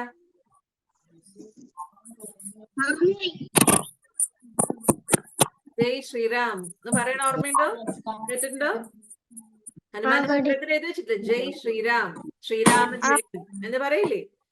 ഹനുമാൻ ഏതൊരു കാര്യം തുടങ്ങുന്നതിന് മുൻപായിട്ടും ശ്രീരാമ ജയം എന്ന് പറഞ്ഞിട്ടേ തുടങ്ങും. അതിനർത്ഥം തന്റെ ഫ്രണ്ട് ആയിട്ടുള്ള, ഉറ്റ തോഴനായിട്ടുള്ള ശ്രീരാമനെ മനസ്സിൽ സ്മരിച്ചുകൊണ്ട് ഏതൊരു കാര്യവും തുടങ്ങുന്നു. അതുകൊണ്ട് ഹനുമാൻ എത്ര വലിയ കാര്യം പോലും വളരെ സിമ്പിൾ ആയിട്ട് തോന്നുന്നു. നമുക്കറിയാം, രാമായണം കഥ അറിയുന്നവർക്ക് അറിയാം, സീതയെ രാവണൻ മോഷ്ടിച്ചുകൊണ്ട് പോയില്ലേ ആ കഥയില്? അപ്പൊ അതിനെ തിരയാൻ വേണ്ടിയിട്ട് ഹനുമാൻ പോയപ്പോ ഹനുമാൻ വലിയൊരു കടല് ചാടിയിട്ടാണ് പോയത്. ആ വലിയ കടല് കണ്ടപ്പോ ഹനുമാൻ വിചാരിച്ചതൊക്കെ എനിക്ക് എങ്ങനെ സാധിക്കും, ഇതൊക്കെ എന്നെ കൊണ്ട് കഴിയൂ, ഇത്രയും വലിയ കടലൊക്കെ ഇത് ചെയ്യാനായിട്ട് എന്നെ കൊണ്ട് സാധിക്കുമോ എന്നൊക്കെ ചിന്തിച്ചതാ. പക്ഷെ ജയ് ശ്രീറാം എന്ന് പറഞ്ഞിട്ട് ഒരു ചാട്ടം ചാടി അതോടുകൂടി ലങ്കയിലെത്തി. അപ്പൊ അതേപോലെ നമ്മളും എപ്പോഴാണോ നമ്മുടെ മനസ്സിൽ, നമ്മുടെ എപ്പോഴുമുള്ള ഓൺലൈൻ ഫ്രണ്ടിനെ നമ്മുടെ മനസ്സിൽ സ്മരിക്കണേ, ഡയമണ്ട് ഫ്രണ്ടിനെ നമ്മുടെ മനസ്സിൽ, അതായത് ഈശ്വരനെ നമ്മൾ മനസ്സിൽ സ്മരിച്ചുകൊണ്ട് ഏതൊരു കാര്യം നമ്മൾ ചെയ്താലും നമുക്കതിൽ റിസൾട്ട് എന്തായാലും ഉണ്ടാവും. ഇതാണ് നമ്മൾ ആ ട്രൂ ഫ്രണ്ട്ഷിപ്പ് എന്നുള്ള സ്റ്റോറിയിലും കണ്ടത്. മനസ്സുകൊണ്ട് നമ്മൾ ആ ട്രൂ ഫ്രണ്ട്ഷിപ്പിനെ സ്മരിച്ചുകൊണ്ട് നമ്മൾ ഏതൊരു കാര്യം ചെയ്താലും നമുക്ക് വളരെ നല്ല, ഹനുമാൻ ഏത് കാര്യം ചെയ്യുമ്പോഴും ജയ് ശ്രീറാം. ശ്രീരാമന് അത്ര ഇഷ്ടമായിരുന്നു. എപ്പോഴും ഹനുമാൻ എപ്പോഴും എല്ലാ ഹെൽപ്പും ചെയ്തു കൊടുക്കും, എല്ലാ ഹെൽപ്പും ചെയ്തു കൊടുക്കും. അപ്പൊ ഇത് നല്ലൊരു സ്റ്റോറിയാണ്. രാമായണത്തിന്റെ ഈ സ്റ്റോറിയിൽ നമുക്ക് ഒരുപാട് കാണാൻ പറ്റും എങ്ങനെയൊക്കെ ഹനുമാന് എല്ലാ കാര്യത്തിലും ശ്രീരാമന്റെ ഓർമ്മയോട് കൂടിയിട്ട്. നിങ്ങള് രാമായണത്തിന്റെ ഒരു കഥയാണ്. ഒരിക്കല് രാമന്റെ അനിയന്റെ പേരെന്താണെന്നറിയോ? Lakshmanan. Okay, very good. Lakshmanan ഒരിക്കല് ബോധം കെട്ട് വീണു. ബോധം കെട്ട് വീണപ്പോ ആരോ ഇങ്ങനെ പറഞ്ഞു, ശിവന്റെ വരദാനമായിരുന്നു ഹനുമാൻ. ഓക്കെ, അതെ, വെരി ഗുഡ്. വീണപ്പോ മല കൊണ്ടുവന്നു. മല കൊണ്ടുവന്നു. മല. ഏത് മല? മൃതസഞ്ജീവനിക്കായിട്ട് വലിയൊരു മലയും പുഴക്കിയിട്ട് വന്നു അല്ലെ? മൃതസഞ്ജീവനി മരുന്ന് കൊടുക്കേണ്ട ആവശ്യമില്ല, അവരൊക്കെ അത് ഏതാന്ന് അറിയാത്തോണ്ട് വലിയൊരു മലയും പുഴക്കിയിട്ട് വന്നു. അപ്പൊ ഇത്രയും വലിയ കാര്യങ്ങളടക്കം, മല പോലുള്ള കാര്യങ്ങളടക്കം നമുക്ക് ഈശ്വരന്റെ സാന്നിധ്യത്തില് നമുക്ക് ചെയ്യാൻ പറ്റും. ഈശ്വരന്റെ കൂട്ടുകെട്ട് നമ്മളോടൊപ്പം ഉണ്ടെങ്കിൽ നമുക്ക് ചെയ്യാൻ പറ്റും. അതിന് സിസ്റ്റർ ചെറിയൊരു സ്റ്റോറി പറഞ്ഞു തരാം. ഒരു കുട്ടി കിടന്നുറങ്ങുന്ന സമയത്ത് ആ കുട്ടി സ്വപ്നം കാണുകയാണ്. എന്താ സ്വപ്നം കാണുന്നതെന്ന് അറിയോ? ആ കുട്ടി കടൽ കരയിലൂടെ ആ കുട്ടി നടന്നുകൊണ്ടിരിക്കുകയാണ്. അപ്പൊ കടൽക്കര എന്ന് പറഞ്ഞാൽ ബീച്ചിലൂടെ നടന്നുകൊണ്ടിരിക്കുന്ന സമയത്ത് ആ കുട്ടിക്ക് ഫസ്റ്റ് എന്ത് കണ്ടു? 2 കാൽപ്പാടുകൾ കണ്ടു. ആ കുട്ടിയുടെ നല്ല സമയം, സന്തോഷത്തിന്റെ സമയത്ത്, അല്ലെങ്കിൽ വളരെ സന്തോഷത്തോടുകൂടി ഇരിക്കുന്ന കാലഘട്ടത്തിൽ 2 കാൽപ്പാടുകൾ കണ്ടു. പിന്നെ ആ കുട്ടിയുടെ വിഷമത്തിന്റെ സമയം വന്നു. കുട്ടിക്ക് വളരെ ദുഃഖിച്ചുകൊണ്ട്, ആരും ഇല്ലാതെ വിഷമിച്ചുകൊണ്ട്, എല്ലാത്തിലും പരാജയമൊക്കെ ഫീൽ ചെയ്തുകൊണ്ടൊരു സമയം വരുമ്പോ ഈ 4 കാൽപ്പാടുകൾ കണ്ടു. സന്തോഷിക്കുന്ന സമയത്ത് 2 കാൽപ്പാടിലേ കണ്ടുള്ളൂ അല്ലെ? വിഷമിച്ചുകൊണ്ടിരിക്കുന്ന സമയത്ത് 4 കാൽപ്പാടുകൾ കണ്ടു. അപ്പൊ ആ കുട്ടി ഈശ്വരനോട് ചോദിക്കുക, ഈശ്വര, നീ എന്താണ്? വിഷമിച്ചുകൊണ്ടിരിക്കുന്ന സമയത്ത് 2 കാൽപ്പാടുകൾ, സന്തോഷത്തോടെ ഇരിക്കുന്ന സമയത്താണ് 4 കാൽപ്പാടുകൾ കണ്ടത്. അപ്പൊ ഈ കുട്ടി ഈശ്വരനോട് ചോദിച്ചു, ഈശ്വര, എന്റെ വിഷമത്തിന്റെ സമയത്ത് എന്താ നീ എന്നെ ഒറ്റയ്ക്കാക്കിയത് ചോദിച്ചു. കാരണം വിഷമിച്ചുകൊണ്ടിരിക്കുന്ന ടൈമിൽ 2 കാൽപ്പാടേ ഉള്ളൂ. 2 കാൽപ്പാട് പറഞ്ഞ ഒരാളുടെ. സന്തോഷത്തോടെ ഇരിക്കുന്ന സമയത്ത് 4 കാൽപ്പാടുകൾ. അപ്പൊ അത് ഒന്ന് കുട്ടിയുടെയും ഒന്ന് ഈശ്വരന്റെയാണ്. അപ്പൊ ഈശ്വരൻ ഈ കുട്ടിയോട് പറഞ്ഞു, ദുഃഖിച്ചുകൊണ്ടിരിക്കുന്ന സമയത്ത് ഞാൻ കുട്ടിയെ എന്റെ തോളിലേറ്റ് നടന്നതാണ്. അതുകൊണ്ട് ദുഃഖിച്ചുകൊണ്ടിരിക്കുന്ന സമയത്തുള്ള 2 കാൽപ്പാടുകൾ എന്റെയാണ്, അല്ലാതെ എന്റെ അല്ല. അപ്പൊ അതിനർത്ഥം എന്താ? ഈ കുട്ടി പറയണു, എന്റെ ദുഃഖിച്ചുകൊണ്ടിരിക്കുന്ന സമയത്ത് ഈശ്വരൻ എന്നെ തോളിലേറ്റ് നടക്കണം എന്നൊക്കെ ഈ കുട്ടി പറഞ്ഞു? ഇല്ല. പറയാണ്ട് തന്നെ ഭഗവാൻ, ഗോഡ് എന്ത് ചെയ്തു? ഗോഡ് ഈ കുട്ടിയെ തോളിലേറ്റ് നടക്കുകയാണ് ചെയ്തത്. അതിനർത്ഥം നമ്മൾ ഓരോരുത്തരുടെയും വിഷമത്തിന്റെ ഓരോ സാഹചര്യങ്ങൾ വരുമ്പോ, നമുക്ക് എന്തെങ്കിലുമൊക്കെ ലൈഫിൽ ഫെയിലിയർ ആയിട്ട് വരുന്ന സമയത്ത് നമ്മളെ ഈശ്വരൻ ഇതുപോലെ തോളിലേറ്റ് നടക്കും. പക്ഷെ നമ്മളത് മനസ്സിലാക്കുന്നില്ല മാത്രമേ ഉള്ളൂ. നമുക്ക് പല സമയത്തും തോന്നാറില്ലേ, അല്ലെ, ഈശ്വരൻ എന്നെ ഹെൽപ്പ് ചെയ്തു. അത് ചിലപ്പോൾ ഇന്ന വ്യക്തിയിലൂടെ ആയിരിക്കാം, ഇന്ന അച്ഛനിലൂടെ ആയിരിക്കാം, അമ്മയിലൂടെ ആയിരിക്കാം, ഫ്രണ്ട്സിലൂടെ ആയിരിക്കാം, അല്ലെങ്കിൽ നമ്മുടെ കൂടെ പഠിക്കുന്നവരിലൂടെ ആയിരിക്കാം. എക്സാമിനേഷൻ നമ്മളൊന്നും കിട്ടാതിരിക്കുമ്പോൾ ചിലപ്പോൾ ചില ഫ്രണ്ടിലൂടെ ആയിരിക്കാം നമ്മളെ ഹെൽപ്പ് ചെയ്യണത്. അപ്പൊ ഈശ്വരൻ ഹെൽപ്പ് ചെയ്യുന്നത് നമുക്ക് കാണാൻ പറ്റില്ല, പക്ഷെ ആരിലെങ്കിലൂടെയൊക്കെ നമുക്ക് ഫീൽ ചെയ്യാൻ പറ്റും. അങ്ങനെ ഫീൽ ചെയ്തിട്ടുള്ള ഒരു വ്യക്തിയാണ് അല്ലെ ഈ ഹനുമാൻ സ്വാമി. അപ്പൊ അതേപോലെ നമുക്ക് വേറൊരു ഇതിനെ കാണാം. നിങ്ങൾക്ക് ചിലപ്പോൾ പെട്ടെന്ന് സിസ്റ്റർ പറഞ്ഞില്ലെങ്കിൽ മനസ്സിലാവില്ല. ഇതാരാന്നറിയോ? ഇരിക്കുന്ന ആളാരാ? കൃഷ്ണൻ. ഉണ്ടല്ലോ. കൃഷ്ണന്റെ അടുത്ത് ആരാ നിൽക്കണെന്ന് അറിയോ? രാധയാണ്. കൃഷ്ണനും രാധയും തമ്മിൽ വളരെ നല്ല ഫ്രണ്ട്സ് ആയിരുന്നു ചെറുപ്പത്തിൽ അല്ലെ? കൃഷ്ണൻ നാട് വിട്ട് പോകുമ്പോഴൊക്കെ രാധയ്ക്ക് വളരെ നല്ല വിഷമം വന്നിട്ടുണ്ട്. അപ്പൊ കൃഷ്ണന്റെയും രാധയുടെയും വളരെ നല്ലൊരു ഫ്രണ്ട്ഷിപ്പാണ്. അപ്പൊ അതേപോലെ ഒരു ഫ്രണ്ട്ഷിപ്പാണ് കൃഷ്ണനും അർജുനനും. കേട്ടിട്ടുണ്ടോ? അർജുനന്റെയും കൃഷ്ണന്റെയും ഫ്രണ്ട്ഷിപ്പിൽ എന്താ നമ്മൾ കേട്ടിരിക്കണേ? കൃഷ്ണൻ എന്ത് പറയണോ അതിനെ ശിരസാ വഹിച്ചുകൊണ്ട്, യെസ് യെസ് യെസ് എന്ന് പറഞ്ഞിട്ട് മൂളുക മാത്രമേ അർജുനൻ ചെയ്തിട്ടുള്ളൂ. ഒരിക്കല് നിങ്ങൾക്കൊരു കഥ പറഞ്ഞുതരാം. മഹാഭാരതത്തിലെ ഒരിക്കല് മഹാഭാരത യുദ്ധം എന്നൊക്കെ നിങ്ങൾ കേട്ടിട്ടുണ്ടോ? മഹാഭാരത യുദ്ധം ആരൊക്കെ കേട്ടിട്ടുണ്ട്? ഓക്കെ, വലിയൊരു വേൾഡ് വാർ പോലൊരു യുദ്ധമാണ് മഹാഭാരത യുദ്ധം. ആ മഹാഭാരത യുദ്ധത്തിന് മുൻപ് കൃഷ്ണന്റെ അടുത്തേക്ക് അർജുനനും അതുപോലെ നമ്മുടെ പാണ്ഡവരിലെ അർജുനനും കൗരവരിലെ ദുര്യോധനനെ അറിയോ? മഹാഭാരതം ആരൊക്കെ കണ്ടിട്ടുണ്ട്? ആരൊക്കെ കണ്ടിട്ടുണ്ട് മഹാഭാരതം? കേട്ടിട്ടുണ്ട്. കണ്ടോണ്ട് ഓക്കെ ഓക്കെ. അപ്പൊ നിങ്ങൾ കാണണം കേട്ടോ. വളരെ നല്ല നമ്മുടെ ലൈഫ് സ്റ്റോറി ആയിട്ട് വരും അത്. നമ്മുടെ ജീവിത കഥയാണ് മഹാഭാരതം. അപ്പൊ ഈ മഹാഭാരതത്തിലെ നെഗറ്റീവ് പക്ഷത്തുള്ളവരെയാണ് നമ്മളെ കൗരവരെന്ന് പറയണേ. അസത്യത്തിലൂടെ അധർമ്മത്തിലൂടെ നെഗറ്റീവ് രീതിയിൽ നടക്കുന്നവരാണ് കൗരവര്. പോസിറ്റീവ് രീതിയിൽ ഈശ്വരന്റെ ഓർമ്മയിൽ നടക്കുന്നവരെയാണ് നമ്മൾ പാണ്ഡവര് എന്ന് പറയാം. പാണ്ഡവര് എന്ന് പറയാം. അപ്പൊ ഈ പാണ്ഡവരിലെ ഏറ്റവും മെയിൻ ആയിട്ടുള്ള ആൾ അർജുനനാണ്. അപ്പൊ അർജുനനും അതേപോലെ കൗരവര് നെഗറ്റീവ് പക്ഷത്തുള്ള കൗരവരുടെ ഏറ്റവും മെയിൻ ആയിട്ടുള്ള ആളാണ് ദുര്യോധനൻ. ഈ ദുര്യോധനനും അർജുനനും കൂടി ശ്രീകൃഷ്ണന്റെ അടുത്തേക്ക് മഹാഭാരത യുദ്ധത്തിന്റെ മുൻപായിട്ട് പോവുകയാണ്. എന്തിനാ പോണെന്നറിയോ? പക്ഷം പിടിക്കാൻ. പക്ഷം പിടിക്കാനായിട്ട്. Very good. പക്ഷം പിടിക്കാനായിട്ട് പോവുകയാണ്. ആരാ പറഞ്ഞേ? ശിവാനന്ദനെല്ലാം അറിയാലോ അല്ലെ? അപ്പൊ പക്ഷെ അതായത് ചോദിക്കാൻ പോണ കൃഷ്ണന്റെ അടുത്ത്. രണ്ടുപേരും ചോദിക്കുകയാണ് അല്ലെ, കൃഷ്ണൻ ആരുടെ കൂടെ നിൽക്കുക? അപ്പൊ കൃഷ്ണൻ പറയാണ്, ഞാൻ സ്വയം വരാം. ഏത് പക്ഷത്താണെങ്കിലും ഞാൻ വരാൻ റെഡിയാണ്. പക്ഷെ ഏത് പക്ഷത്താണോ ഞാൻ വരുന്നത് അതിൽ ഞാൻ ഒരിക്കലും യുദ്ധം ചെയ്യില്ല. ഞാൻ യുദ്ധം ചെയ്യാതെ മിണ്ടാതിരിക്കും. ഞാൻ വരുന്ന പക്ഷത്തിൽ ഞാൻ ഒരിക്കലും എന്ത് ചെയ്യില്ല? യുദ്ധം ചെയ്യില്ല. പക്ഷെ ഞാൻ മിണ്ടാതിരിക്കും. ഞാൻ വരാത്ത പക്ഷത്തിന് ഞാൻ എന്ത് ചെയ്യാം? ഒരു അക്ഷോണി സൈന്യത്തിനെ തന്നെ തരാന്ന് പറഞ്ഞു. എന്താ അക്ഷോണി സൈന്യം? ഒരുപാട് കുതിരകള്, ഒരുപാട് ആനകള്, ഒരുപാട് പടയാളികള്, ഒരുപാട് യുദ്ധം ചെയ്യുന്ന സാധനങ്ങള്, അങ്ങനെ ഒരു വൻ പടയാണ് അക്ഷോണി സൈന്യം. ഒന്നുമില്ലെങ്കിൽ അക്ഷോണി സൈന്യത്തിന് തരാം, അല്ലെങ്കിൽ ഞാൻ തന്നെ സ്വയം വരാം. പക്ഷെ ഞാൻ ഒരിക്കലും യുദ്ധം ചെയ്യില്ല. അപ്പൊ ദുര്യോധനൻ എന്ത് ചെയ്തു? ദുര്യോധനൻ ഇപ്പൊ യുദ്ധത്തിൽ വിജയിക്കുകയാണല്ലോ വേണ്ടത് അല്ലെ? ദുര്യോധനൻ പെട്ടെന്ന് പറഞ്ഞു, എനിക്ക് എന്ത് മതി എന്ന് പറഞ്ഞു ദുര്യോധനൻ?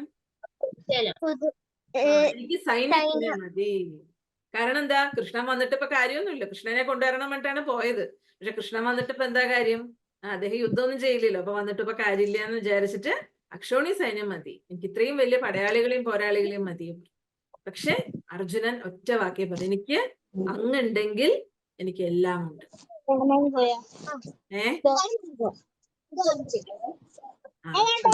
അങ്ങുണ്ടെങ്കിൽ എനിക്ക് എന്റെ വിജയം എന്റെ പക്ഷത്ത് തന്നെയാണ്.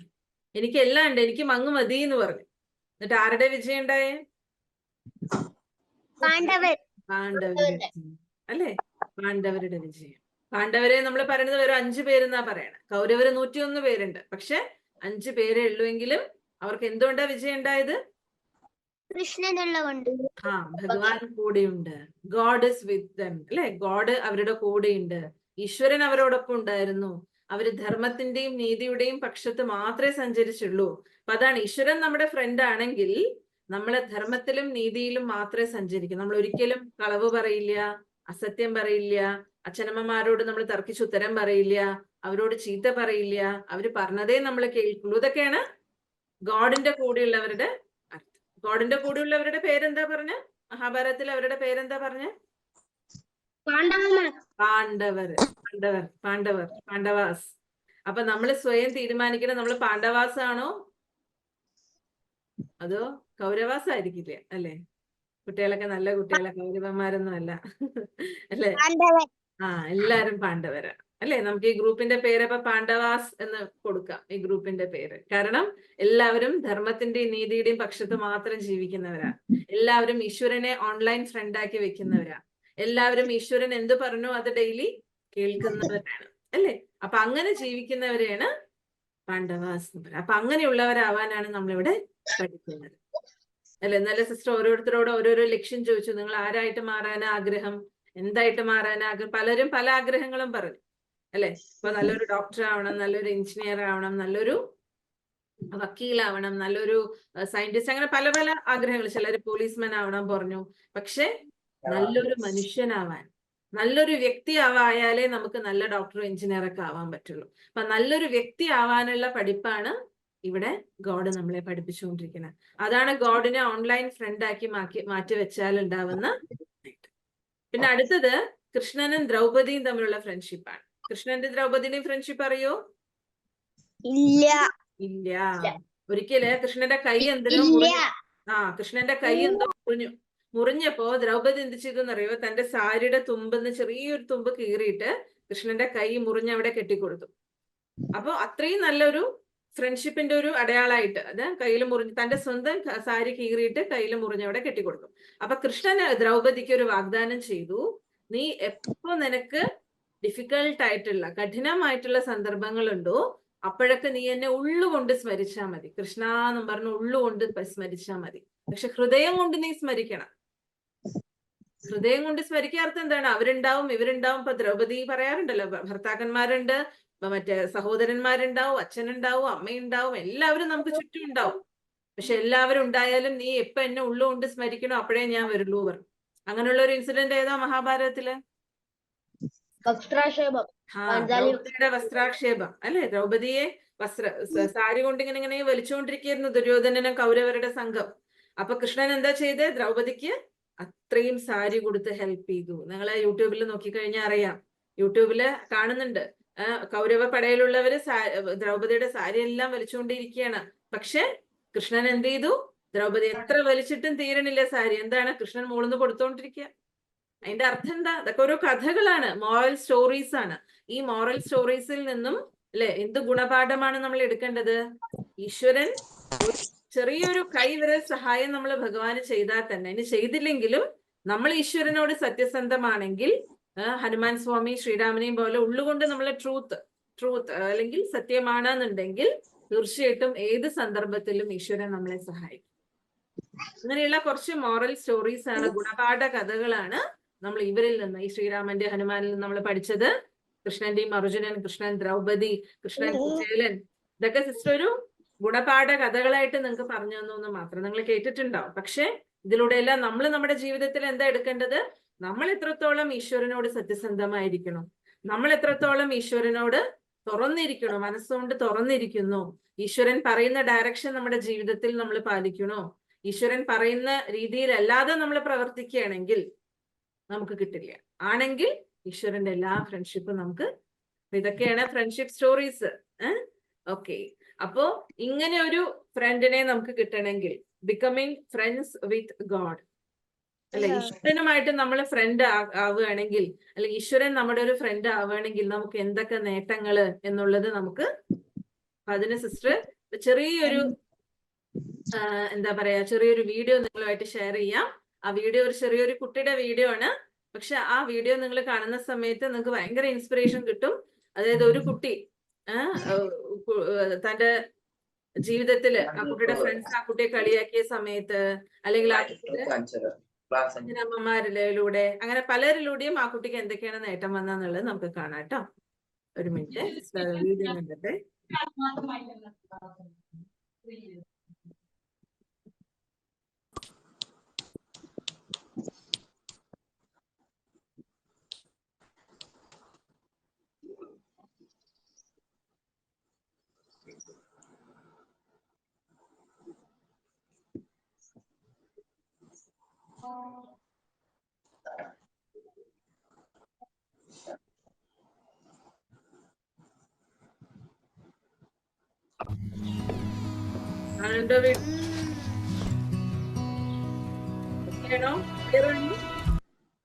ക്ലിയർ ആണല്ലോ അല്ലെ? അതെ അതെ അതെ.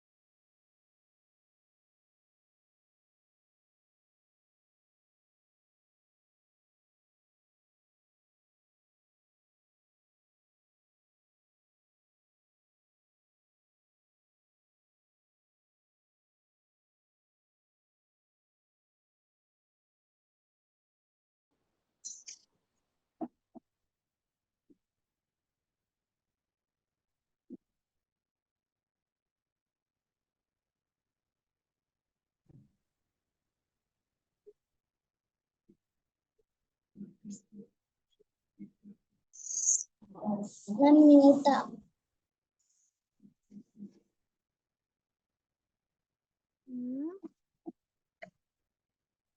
മ്യൂട്ടാ. കേൾക്കുന്നില്ല സിസ്റ്റർ. ഓക്കെ ഇപ്പൊ ശരിയായി. അതായത് എന്തൊക്കെയാണ് നടന്നതെന്നുള്ളത് ആർക്കാ മനസ്സിലായേ? ആരെങ്കിലും ഒരാള് പറയോ?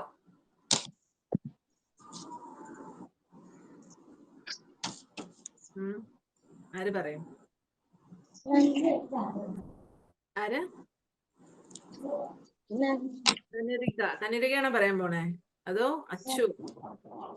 ആരാ പറയണേ? ഒരാള് പറയും. ആ കുട്ടിയുടെ ജീവിതത്തിൽ ഉണ്ടായ ഡിഫറൻസ് എന്താണ്? ആദ്യം എങ്ങനെയായിരുന്നു, പിന്നീട് ഈശ്വരനെ ഓർമ്മിച്ചതിന് ശേഷം എങ്ങനെയാണ്? അപ്പൊ പീസ്ഫുൾ മൈൻഡായി ആ കുട്ടിക്ക്. പീസ്ഫുൾ ആയി. എന്താ ഉണ്ടായത്? സങ്കടവും കളിയാക്കലൊക്കെ പോകും. ആ കുട്ടി ഇതിൽ കൂടെ റോട്ടിലൂടെ സൈക്കിളിൽ പോകുന്ന സമയത്ത് ഫ്രണ്ട്സ് എന്ത് ചെയ്തു? കളിയാക്കി അല്ലേ? വേറെ കളിയാക്കിയപ്പോ ആ കുട്ടിക്ക് എന്താ തോന്നിയേ? ക്ഷമിച്ച് കരഞ്ഞു. പിന്നെ എന്താ കരച്ചില് മാറാനുള്ള കാരണം എന്താ?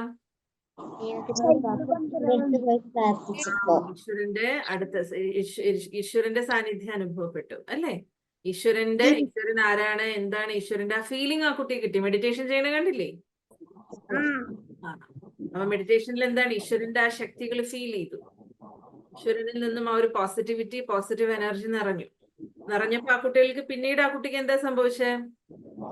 ആ കുട്ടി വിചാരിച്ചു. അതെ. ആ കുട്ടി എന്ത് ഫേസ് ചെയ്താലും എല്ലാം പ്ലസന്റ് ആയിട്ട്, പീസ്ഫുൾ ആയിട്ട്, സ്മൈലിംഗ് ഫേസോടുകൂടി. ഇന്നലെ നമ്മൾ അതല്ലേ പഠിച്ചത്? മെഡിറ്റേഷനിലൂടെയുള്ള ആ ഒരു മെഡിറ്റേഷനിലൂടെ നമുക്ക് എന്തൊക്കെ ബെനിഫിറ്റ്സ് കിട്ടും എന്നുള്ളതാണ്. അങ്ങനെയുള്ള കുട്ടി ആവണ്ടേ നമുക്ക്? എന്ത് പറഞ്ഞാലും പീസ്ഫുൾ, സ്മൈലിംഗ്. മറ്റേ കുട്ടി കളിയാക്കിയപ്പോഴും ഈ കുട്ടിയുടെ മുഖം എങ്ങനെയായിരുന്നു? അല്ലേ? അക്സെപ്റ്റ് ചെയ്തു, ആ സിറ്റുവേഷൻ അക്സെപ്റ്റ് ചെയ്തു. ഇതെന്റെ ജീവിതത്തിൽ വന്നത് എനിക്ക് നല്ലതിനാണ്. അല്ലെങ്കിൽ ആ കുട്ടി കളിയാക്കിയാലും ഞാൻ എന്റെ പീസ് ഓഫ് മൈൻഡ് ഒരിക്കലും മാറ്റരുത്. ആ കുട്ടി എന്നെ എന്തൊക്കെ ചെയ്താലും അല്ലെങ്കിൽ മറ്റുള്ളവർ എന്നെ എന്തൊക്കെ ചെയ്താലും എന്റെ പീസ് ഓഫ് മൈൻഡ് ഞാൻ ഒരിക്കലും മാറ്റരുത്. ഓക്കെ? അപ്പൊ ആ രീതിയിലുള്ള ഒരു സ്റ്റേറ്റ് അല്ലെങ്കിൽ ആ രീതിയിലുള്ള ഒരു മനസ്സിന്റെ അവസ്ഥ കിട്ടാൻ വേണ്ടിയിട്ട് നമുക്ക് ആദ്യം മനസ്സിലാക്കേണ്ടത് ഹൂ ആം ഐ, ഞാൻ ആരാണ്. ഞാൻ ആരാണെന്നുള്ളതാണ് ഇന്നലെ സിസ്റ്റർ പറഞ്ഞത്. ഇന്നലെ എന്താ പറഞ്ഞെന്ന് സിസ്റ്റർ? ഞാൻ ആരാണെന്നുള്ളതിനെ കുറിച്ച് എന്താ പറഞ്ഞെന്നേ? ഈ ചിത്രം നോക്കി പറയൂ. ആര് പറയൂ?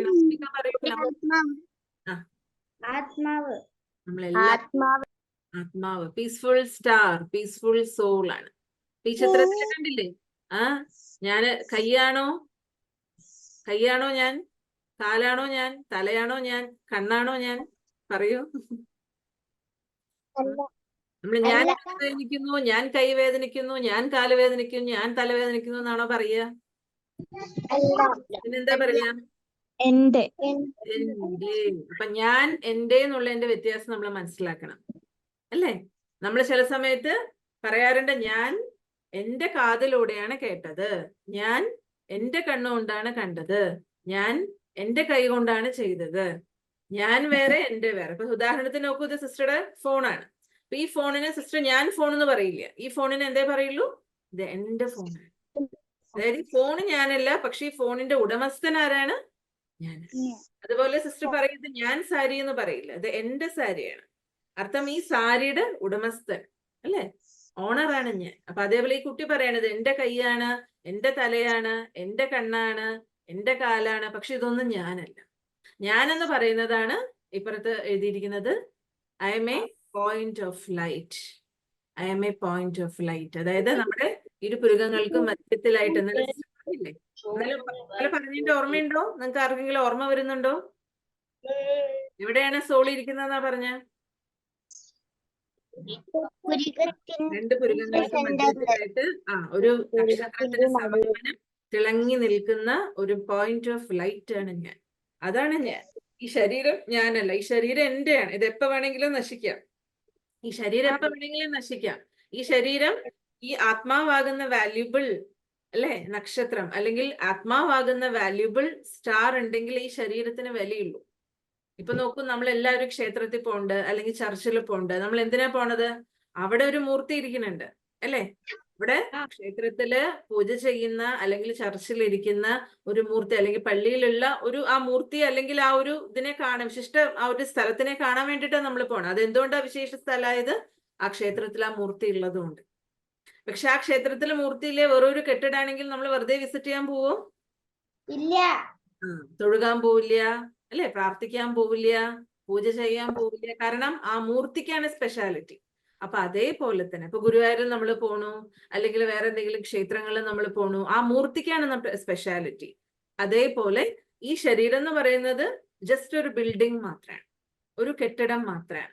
പക്ഷെ ഈ കെട്ടിടത്തിനകത്തിരിക്കുന്ന മൂർത്തി, അർത്ഥം ആ ഒരു വിലയുള്ള ഒന്നാണ് ആത്മാ.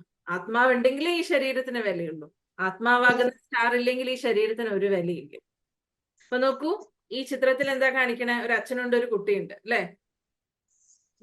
എഴുതിയിട്ടുണ്ട് as is the father so is the son അല്ലെ? അച്ഛനെ പോലെ തന്നെയാ കുട്ടി, കുട്ടിയെ പോലെ തന്നെയാണ് അച്ഛൻ. അതിന്റെ അർത്ഥം എന്താ? അച്ഛന്റെ അതേ ചായയാണ് ആർക്കും ഉണ്ടാവുക. അച്ഛനമ്മമാരുടെ ചായയിൽ നമുക്ക് കിട്ടുക അല്ലെ? മുഖായിരിക്കും, അച്ഛന്റെ ശരീരത്തിന് വിദ്യയായിരിക്കും, അല്ലെങ്കിൽ അച്ഛനെ പോലെ എന്തെങ്കിലുമൊക്കെ സ്വഭാവ സംസ്കാരമായിരിക്കും. അപ്പൊ ഇത് ജീന വഴി നമുക്ക് ഇതൊക്കെ കിട്ടാറുണ്ട്. അതേപോലെ ഇത് നമ്മുടെ ഫിസിക്കൽ ബോഡിയിൽ അച്ഛനും മോനുമാണ് ഇതിൽ കാണിക്കുന്നത്. നിങ്ങൾക്ക് ഓരോരുത്തർക്കും നിങ്ങളുടെ ശരീരമുണ്ട്. നിങ്ങളുടെ ശരീരത്തിന് നിങ്ങളുടെ ഫിസിക്കൽ ആയിട്ടുള്ള അച്ഛനുണ്ടാവും, ഫിസിക്കൽ ബോഡിക്ക് ജന്മം നൽകാനായിട്ടൊരു അച്ഛനുണ്ടാവും. പക്ഷെ ഇന്ന് നമ്മൾ കാണാൻ പോകുന്നത് നമ്മുടെ സ്പിരിച്വൽ ഫാദറിനെയാണ്. സ്പിരിച്വൽ ഫാദർ ആരാണ്? സോളിന്റെ ഫാദർ, ആത്മാവിന്റെ അച്ഛൻ. ആത്മാവിന്റെ അച്ഛൻ ആരാണ്?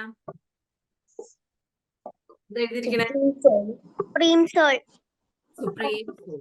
ആത്മാവിന്റെ പിതാവിനെയാണ് നമ്മള് സുപ്രീം സോൾ എന്ന് പറയുന്നത്. അപ്പൊ ആത്മാവ് എങ്ങനെയാണോ, സോൾ എങ്ങനെയാണോ, അതേപോലെ തന്നെയാണ് ആത്മാവിന്റെ അച്ഛനായിട്ടുള്ള സുപ്രീം സോൾ. നോക്കൂ, ഒരു രൂപം നോക്കൂ, രണ്ടുപേരുടെയും സെയിം ആണ് അല്ലെ? അതെ, സോളിന്റെ ഇരുപുരുകങ്ങൾക്ക് മധ്യത്തിലുള്ള രൂപവും സെയിം ആണ്, സുപ്രീം സോളിന്റെ രൂപവും സെയിം ആണ്. അപ്പൊ അച്ഛനും പുത്രനും, പിതാവും പുത്രനും ഒരേ, അച്ഛനും കുട്ടിയും ഒരേ. സോൾ എന്ന് പറയുന്ന സമയത്ത് നമ്മൾ ആൺകുട്ടിയാണ്, ഞാൻ ഗേൾ ആണ്, ഞാൻ ബോയ് ആണ്. ഹലോ, കേൾക്കണില്ലേ? ആ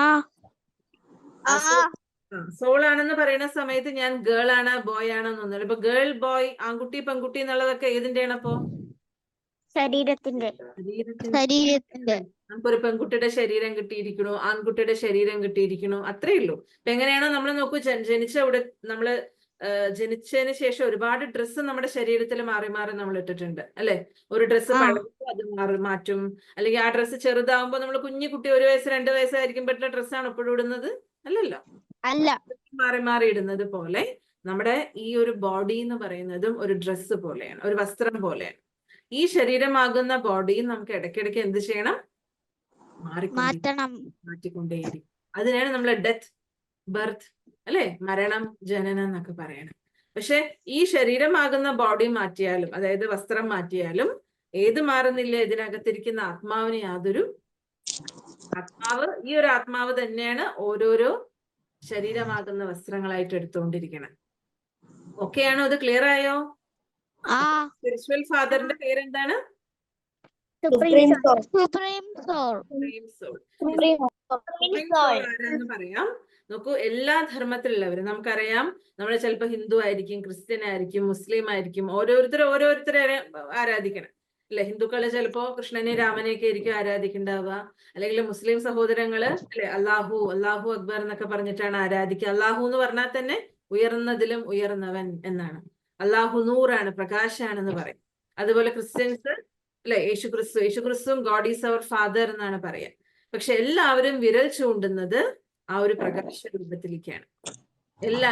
എല്ലാവരും വിരൽ ചൂണ്ടെന്ന് നോക്കൂ, ഏറ്റവും മുകളിലുള്ള പോയിന്റ് ഓഫ് ലൈറ്റിലേക്കാണ്. കാരണം നമ്മള് എങ്ങനെയാണോ ഇപ്പൊ ഉദാഹരണത്തിന് നമുക്കറിയാലോ, നമ്മൾ കുടിക്കുന്ന വെള്ളം മലയാളത്തിൽ വെള്ളം എന്ന് പറയണു അല്ലെ, ഹിന്ദിയിൽ വാട്ടർ എന്ന് പറയും. നിങ്ങളൊരു ഹിന്ദിയിലല്ല, ഇംഗ്ലീഷിൽ വാട്ടർ എന്ന് പറയും. നിങ്ങളൊരു ഹിന്ദി നാട്ടിൽ പോയാൽ അതിനെ പാനി എന്ന് പറയും, അല്ലെങ്കിൽ തമിഴ്നാട്ടിൽ പോയാൽ നിങ്ങൾ തണ്ണി എന്ന് പറയും. പക്ഷെ സംഭവം എല്ലാം ഒന്നല്ലേ കിട്ടണത്. അതേപോലെ തന്നെയാണ് എല്ലാവരും വ്യത്യസ്ത പേരിലാണ് ഈശ്വരനെ വിളിക്കുന്നെങ്കിലും വിളി കേൾക്കുന്ന ആരോ ഒരേ ഒരു ശക്തിയാണ്. അതിന് സിസ്റ്റർ ഒരു കഥ പറഞ്ഞു തരാം. അതായത് ഒരു 5 കണ്ണ് കാണാത്ത ആൾക്കാരുണ്ടായിരുന്നു, 5 അന്ധന്മാര്. അപ്പൊ ഈ 5 കണ്ണ് കാണാത്തവര് ആനയെ തൊട്ട് നോക്കിയിട്ട് ആന എങ്ങനെയൊക്കെയാണ് എന്നുള്ളത് പറയാണ്. കണ്ണ് കാണില്ലല്ലോ. അപ്പൊ ആനയുടെ കാല് തൊട്ടിട്ട് പറഞ്ഞു ആന തൂണ് പോലെയാണ് പറഞ്ഞു. പിന്നെ അടുത്ത കണ്ണ് കാണാത്ത ആൾ ആനയുടെ വയറ് തൊട്ടിട്ട് പറഞ്ഞു ആന എന്ന് പറയുന്നതുണ്ടല്ലോ വലിയൊരു കുടം പോലെയാണ് അവർ. പിന്നെ അടുത്ത കണ്ണ് കാണാത്ത ആള് ആനയുടെ വാല് തൊട്ടിട്ട് പറഞ്ഞു ആന ചൂല് പോലെയാണ് പറഞ്ഞു, അല്ലേ? പിന്നെ അടുത്ത ആള് ആനയുടെ തുമ്പിക്കൈ തൊട്ടിട്ട് പറഞ്ഞു ആനയുണ്ടല്ലോ വടി പോലെയാണ് പറഞ്ഞു. അതിലേതാ വിശ്വസിക്കുക? ഏതാ വിശ്വസിക്കുക? അതുപോലെ തന്നെയാണ് ആൾക്കാർ എന്ത് ചെയ്തു, ഈശ്വരൻ അങ്ങനെയാണ്, ഈശ്വരൻ ഇങ്ങനെയാണ്, ഈശ്വരൻ അവിടെയുണ്ട്, ഈശ്വരൻ ഇവിടെയുണ്ട്, അങ്ങനെ പലതും നമുക്ക് പറഞ്ഞു തന്നിട്ടുണ്ട്. കാരണം ഉള്ളുകൊണ്ട് ആർക്കും ഈശ്വരൻ ആരാണെന്ന് അറിയില്ല. ഉള്ളുകൊണ്ട് അന്ധരാണ് എല്ലാവരും. പക്ഷെ നമുക്ക് ഈശ്വരന്റെ യഥാർത്ഥ ചിത്രം ഭഗവാൻ പറഞ്ഞു തന്നിട്ടുണ്ട്. God is light. എല്ലാ ധർമ്മത്തിലുള്ളവരും പറയുന്നതാണ് God is light. God is our father, അല്ലെ? നമ്മളിവിടെ സ്നേഹത്തോടുകൂടി ശിവ് ബാബ എന്ന് വിളിക്കും. ഗോഡ് ഈസ് അവർ ഫാദർ എന്ന് കേട്ടിട്ടുണ്ടോ? ഈശ്വരൻ നമ്മുടെ അച്ഛനാണ്. എന്തുകൊണ്ട് ഈശ്വരൻ നമ്മുടെ അച്ഛനാന്ന് പറയണം? അച്ഛൻ നമുക്ക് എന്തൊക്കെ ചെയ്തു തരും? കൊറേ കാര്യങ്ങൾ ചെയ്തു തരും. കുറെ കാര്യങ്ങൾ ചെയ്തു തരും. എന്തൊക്കെ ചെയ്തു? ഏതെങ്കിലുമൊക്കെ പറയും. എന്തെങ്കിലുമൊക്കെ പറയൂ അച്ഛൻ ചെയ്തു തരുന്ന. സ്ഥലങ്ങള് കൊണ്ടുപോകും. എല്ലാ സ്ഥലങ്ങളിലും കൊണ്ടുപോകും. പിന്നെ എല്ലതും വാങ്ങിച്ചു തരും. എല്ലാം വാങ്ങിച്ചു തരും. ഓക്കെ, ചോദിച്ചൊക്കെ വാങ്ങിച്ചു തരും. ഓക്കെ, പിന്നെ ബസ് കിട്ടിയില്ലെങ്കിൽ സ്കൂളിൽ കൊണ്ടുപോകും. Very good. ആരാ പറഞ്ഞേ? അമൂലിക. Very good. അല്ലെ? ബസ് അഥവാ മിസ്സായ, നമ്മൾ എണീക്കാൻ ലേറ്റ് ആയിട്ട് ബസ് മിസ്സായാലും നമ്മളെ സ്കൂളിൽ കൊണ്ടുവിടും. നവമിക പറയൂ, നവമികയുടെ അച്ഛൻ എന്തൊക്കെ ചെയ്തു?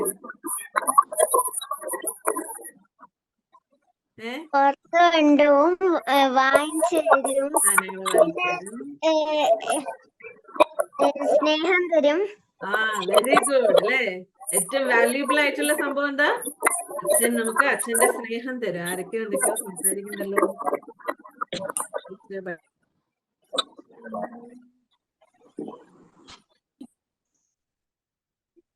അല്ലേ?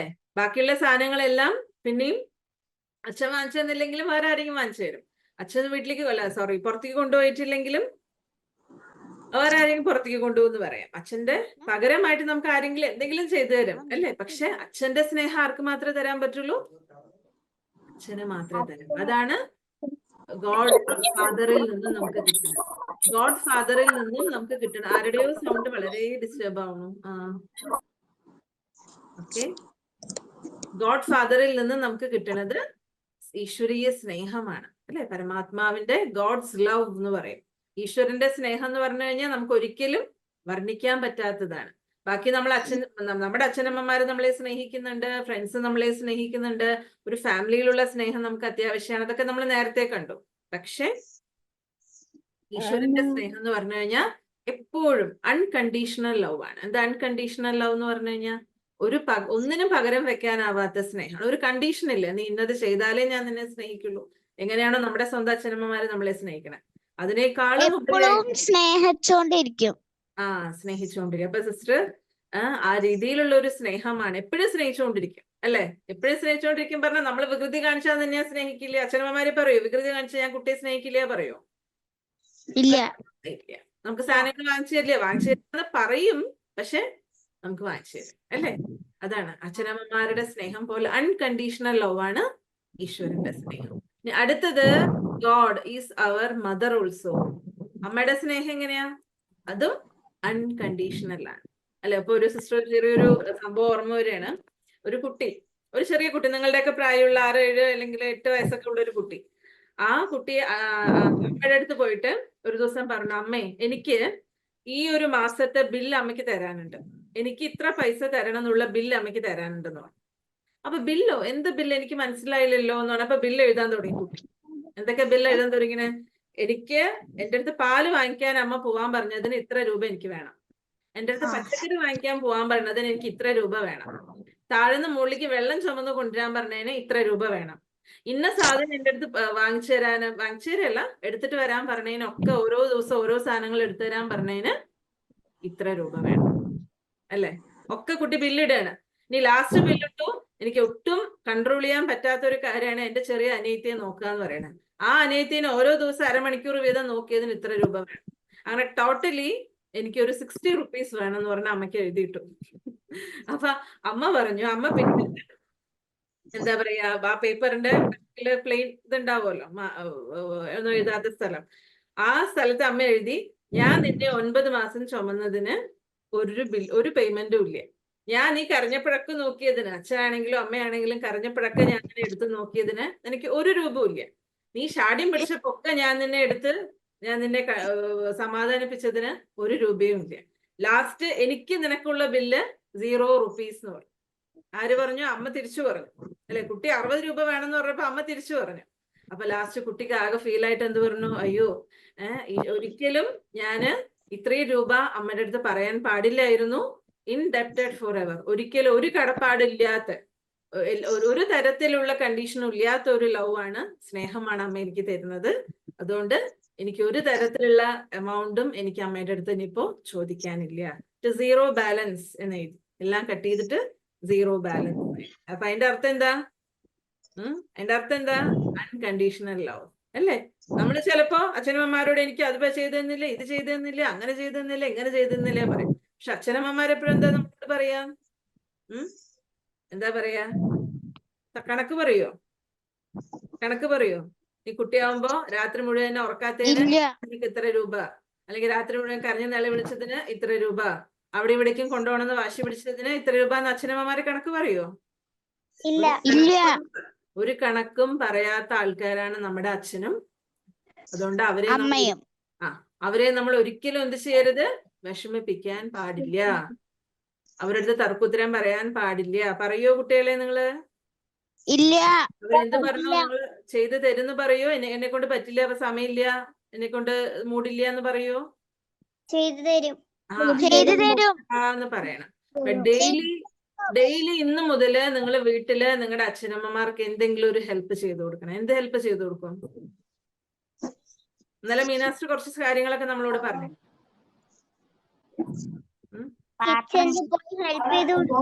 കിച്ചണിൽ പോയിട്ട് ഹെൽപ്പ് ചെയ്ത് കൊടുക്കും. എന്ത് ഹെൽപ്പ് ചെയ്ത് കൊടുക്കും? ഭക്ഷണം ഉണ്ടാക്കറിയോ?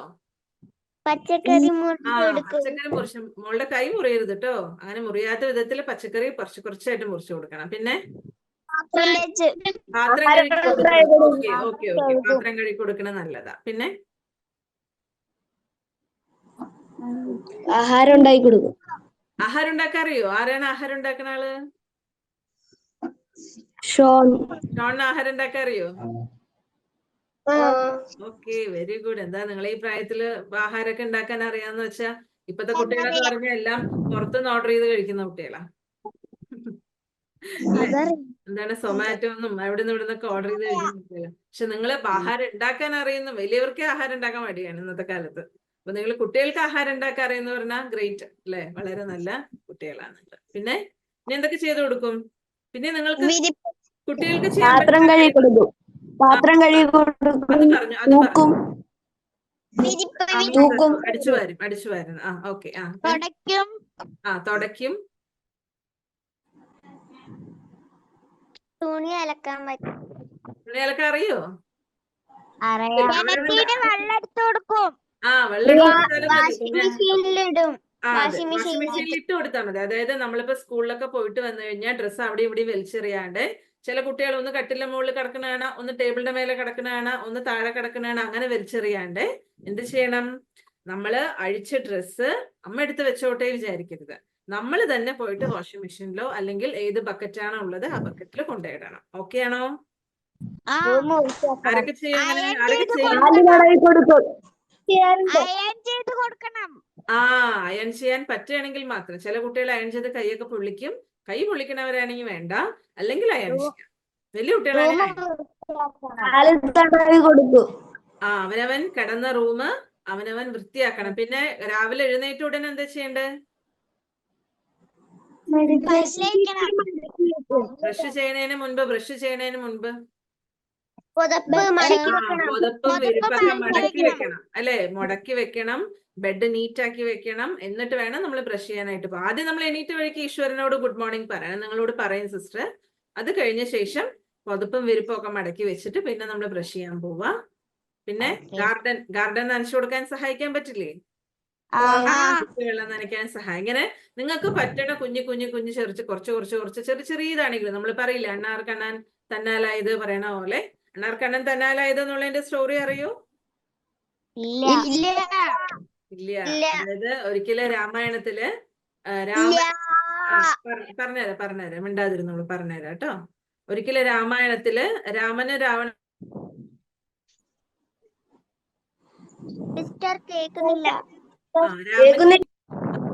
രാവണന്റെ യുദ്ധത്തിന് മുൻപായിട്ട് രാമൻ ലങ്കയിലേക്ക്, കാരണം രാവണൻ ലങ്കയിലാണല്ലോ ഉള്ളത്. അപ്പൊ രാവണന്റെ ലങ്കയിലേക്ക് രാമൻ എന്ത് ചെയ്തു? ഇവിടുന്ന് ഒരു പാലം നിർമ്മിക്കുകയാണ്. അപ്പൊ പാലം നിർമ്മിക്കുന്നതില് ഏറ്റവും കൂടുതൽ ആൾക്കാർ സഹായിച്ചത് വാനരന്മാരാണ്. ഹനുമാനെ പോലെ വാനരന്റെ മുഖം കണ്ടിട്ടില്ലേ? ആ രീതിയിലുള്ള വാനരന്മാരാണ് സഹായിച്ചത്. അപ്പൊ അതിന്റെ കൂട്ടത്തില് ശ്രീരാമൻ നോട്ട് ചെയ്തത് ഒരു ചെറിയ അണ്ണാറക്കണ്ണൻ എന്ത് ചെയ്തു എന്നറിയോ? വെള്ളത്തിൽ പോയിട്ട് മുങ്ങും. കാരണം കടലാണല്ലോ, കടലിന്റെ മുകളിൽ കൂടെ കേട്ടോ പാലം നിർമ്മിക്കണത്. രാമേശ്വരത്തെ പാലം കണ്ടിട്ടില്ലേ നമ്മള്, സേതുബന്ധനം എന്ന് പറഞ്ഞിട്ട്? ചിലര് കണ്ടിട്ടുണ്ടാവും, അല്ലെങ്കിൽ യൂട്യൂബിൽ അടിച്ചു നോക്കിയാൽ കാണാം. ചിലര് രാമേശ്വരം പോയിട്ടുണ്ടെങ്കിൽ കാണാൻ പറ്റും. അപ്പോ ആ സേതുബന്ധനം എന്നുള്ള പാലം നിർമ്മിക്കുന്നത് വാനരന്മാരാണ്. വാനരൻ എന്ന് പറഞ്ഞാൽ കുരങ്ങന്മാരാണ്. അപ്പോ അതായത് മുഖം വാനരന്റെയും ശരീരം മനുഷ്യന്റെയും ആ രീതിയില്. അപ്പൊ അതിൽ അണ്ണാറക്കണ്ണൻ എന്ത് ചെയ്തു എന്നറിയോ? വെള്ളത്തിൽ പോയിട്ട് മുങ്ങി മണലിൽ കടന്ന് ഉരുണ്ടു. ആ മണല് കൊണ്ടുപോയിട്ട് പാലം നിർമ്മിക്കാനാണ് അവളവിടെ കുടഞ്ഞു. വീണ്ടും വെള്ളത്തിൽ പോയിട്ട് മുങ്ങി മണലിൽ പോയിട്ട് ഉരുണ്ടു. വീണ്ടും പാലം നിർമ്മിക്കുന്നവിടെ പോയിട്ട് കുടഞ്ഞു. അപ്പോ അത്രയും കുറച്ച് മണലടക്കം എന്ത് ചെയ്തു? അണ്ണാർക്കണ്ണൻ ചെയ്തു. അപ്പൊ അതുകൊണ്ട് അണ്ണാർക്കണ്ണൻ തന്നാലായത് എന്ന് പറയും. അണ്ണാർക്കണ്ണനെ കഴിഞ്ഞത് അണ്ണാർക്കണ്ണൻ ചെയ്തു. അത്ര കുറച്ചെങ്കിലും നമുക്ക് വീട്ടിൽ ചെയ്തു കൊടുക്കാൻ പറ്റിക്കഴിഞ്ഞാൽ അച്ഛനമ്മമാരുടെ ബ്ലെസ്സിങ്സ് നമുക്ക് ഉണ്ടാവും. കാരണം നോക്കൂ, നമ്മൾ എന്തൊക്കെ ചെയ്തിട്ടും, നാളെ നിങ്ങൾക്ക് അതിന്റെ ക്ലാസ് ആണ്, ബ്ലെസ്സിങ്സിന്റെ ക്ലാസ് ആണ്. എന്തൊക്കെ ചെയ്താലും നമുക്ക് ബ്ലെസ്സിങ്സ് കിട്ടണമെങ്കിൽ അച്ഛനമ്മമാര് പറഞ്ഞാൽ കേൾക്കണം. ടീച്ചേഴ്സ് പറഞ്ഞ, അങ്ങനെ ടീച്ചേഴ്സ് എന്ന് പറഞ്ഞാൽ ആരാ? അടുത്തത് ഗോഡ് ഈസ് അവർ ഫാദർ കഴിഞ്ഞു, ഗോഡ് ഈസ് അവർ മദർ കഴിഞ്ഞു, ഇനി അടുത്ത ഗോഡ് ഈസ് അവർ ടീച്ചർ നമുക്ക് എന്താ ചെയ്തു തരിക? തെറ്റായ കാര്യങ്ങൾ പറഞ്ഞു തരും. അപ്പോ ഗോഡാകുന്ന ടീച്ചർ നമ്മുടെ കൂടെ ഉണ്ടെന്നുണ്ടെങ്കിൽ, അപ്പൊ ടീച്ചർ എങ്ങനെയാണോ നമ്മളെ പഠിപ്പിച്ച് വളർത്തി വലുതാക്കിയിട്ട് നല്ലൊരു നിലയിൽ വരെ എത്തിക്കുന്നത്, നല്ലൊരു ജോലി നമുക്ക് തരാൻ സഹായിക്കുന്നത്, അതുപോലെ പഠിപ്പിച്ച് ടീച്ചർ, അതേപോലെ ഒരു ടീച്ചറും കൂടിയാണ് ഗോഡിന്റെ ടീച്ചിങ്സ് നമ്മൾ എത്രത്തോളം പഠിക്കുന്നു അതിനനുസരിച്ചിട്ട്, അതാണ് പാണ്ഡവരുടെ വിജയത്തിന്റെ ലക്ഷണം മഹാഭാരതത്തില്. ഈശ്വരന്റെ ടീച്ചിങ്സ് അവര് തന്റെ ജീവിതത്തിൽ അപ്ലൈ ചെയ്തു. ഈശ്വരന്റെ ശിക്ഷണങ്ങള് അവർ തന്റെ ജീവിതത്തിൽ അപ്ലൈ ചെയ്തു. അപ്പൊ അതേപോലെ പരമാത്മാവ് നമുക്ക് എന്തൊക്കെ ടീച്ചിങ്സ് ആണോ തരുന്നത്, എന്തൊക്കെ ഗൈഡൻസ് നിർദ്ദേശങ്ങളാണോ തരുന്നത്, അത് നമ്മുടെ ജീവിതത്തിൽ പകർത്തിയാലേ നമ്മുടെ ജീവിതത്തിൽ നമുക്ക് ഉയർച്ചയിലെത്താൻ പറ്റും. God is our father. നല്ല ജീവിതം ആക്കാൻ പറ്റുള്ളൂ. അതെ, ജീവിതം നല്ലതാക്കിയിട്ട് മാറ്റാൻ കഴിയും.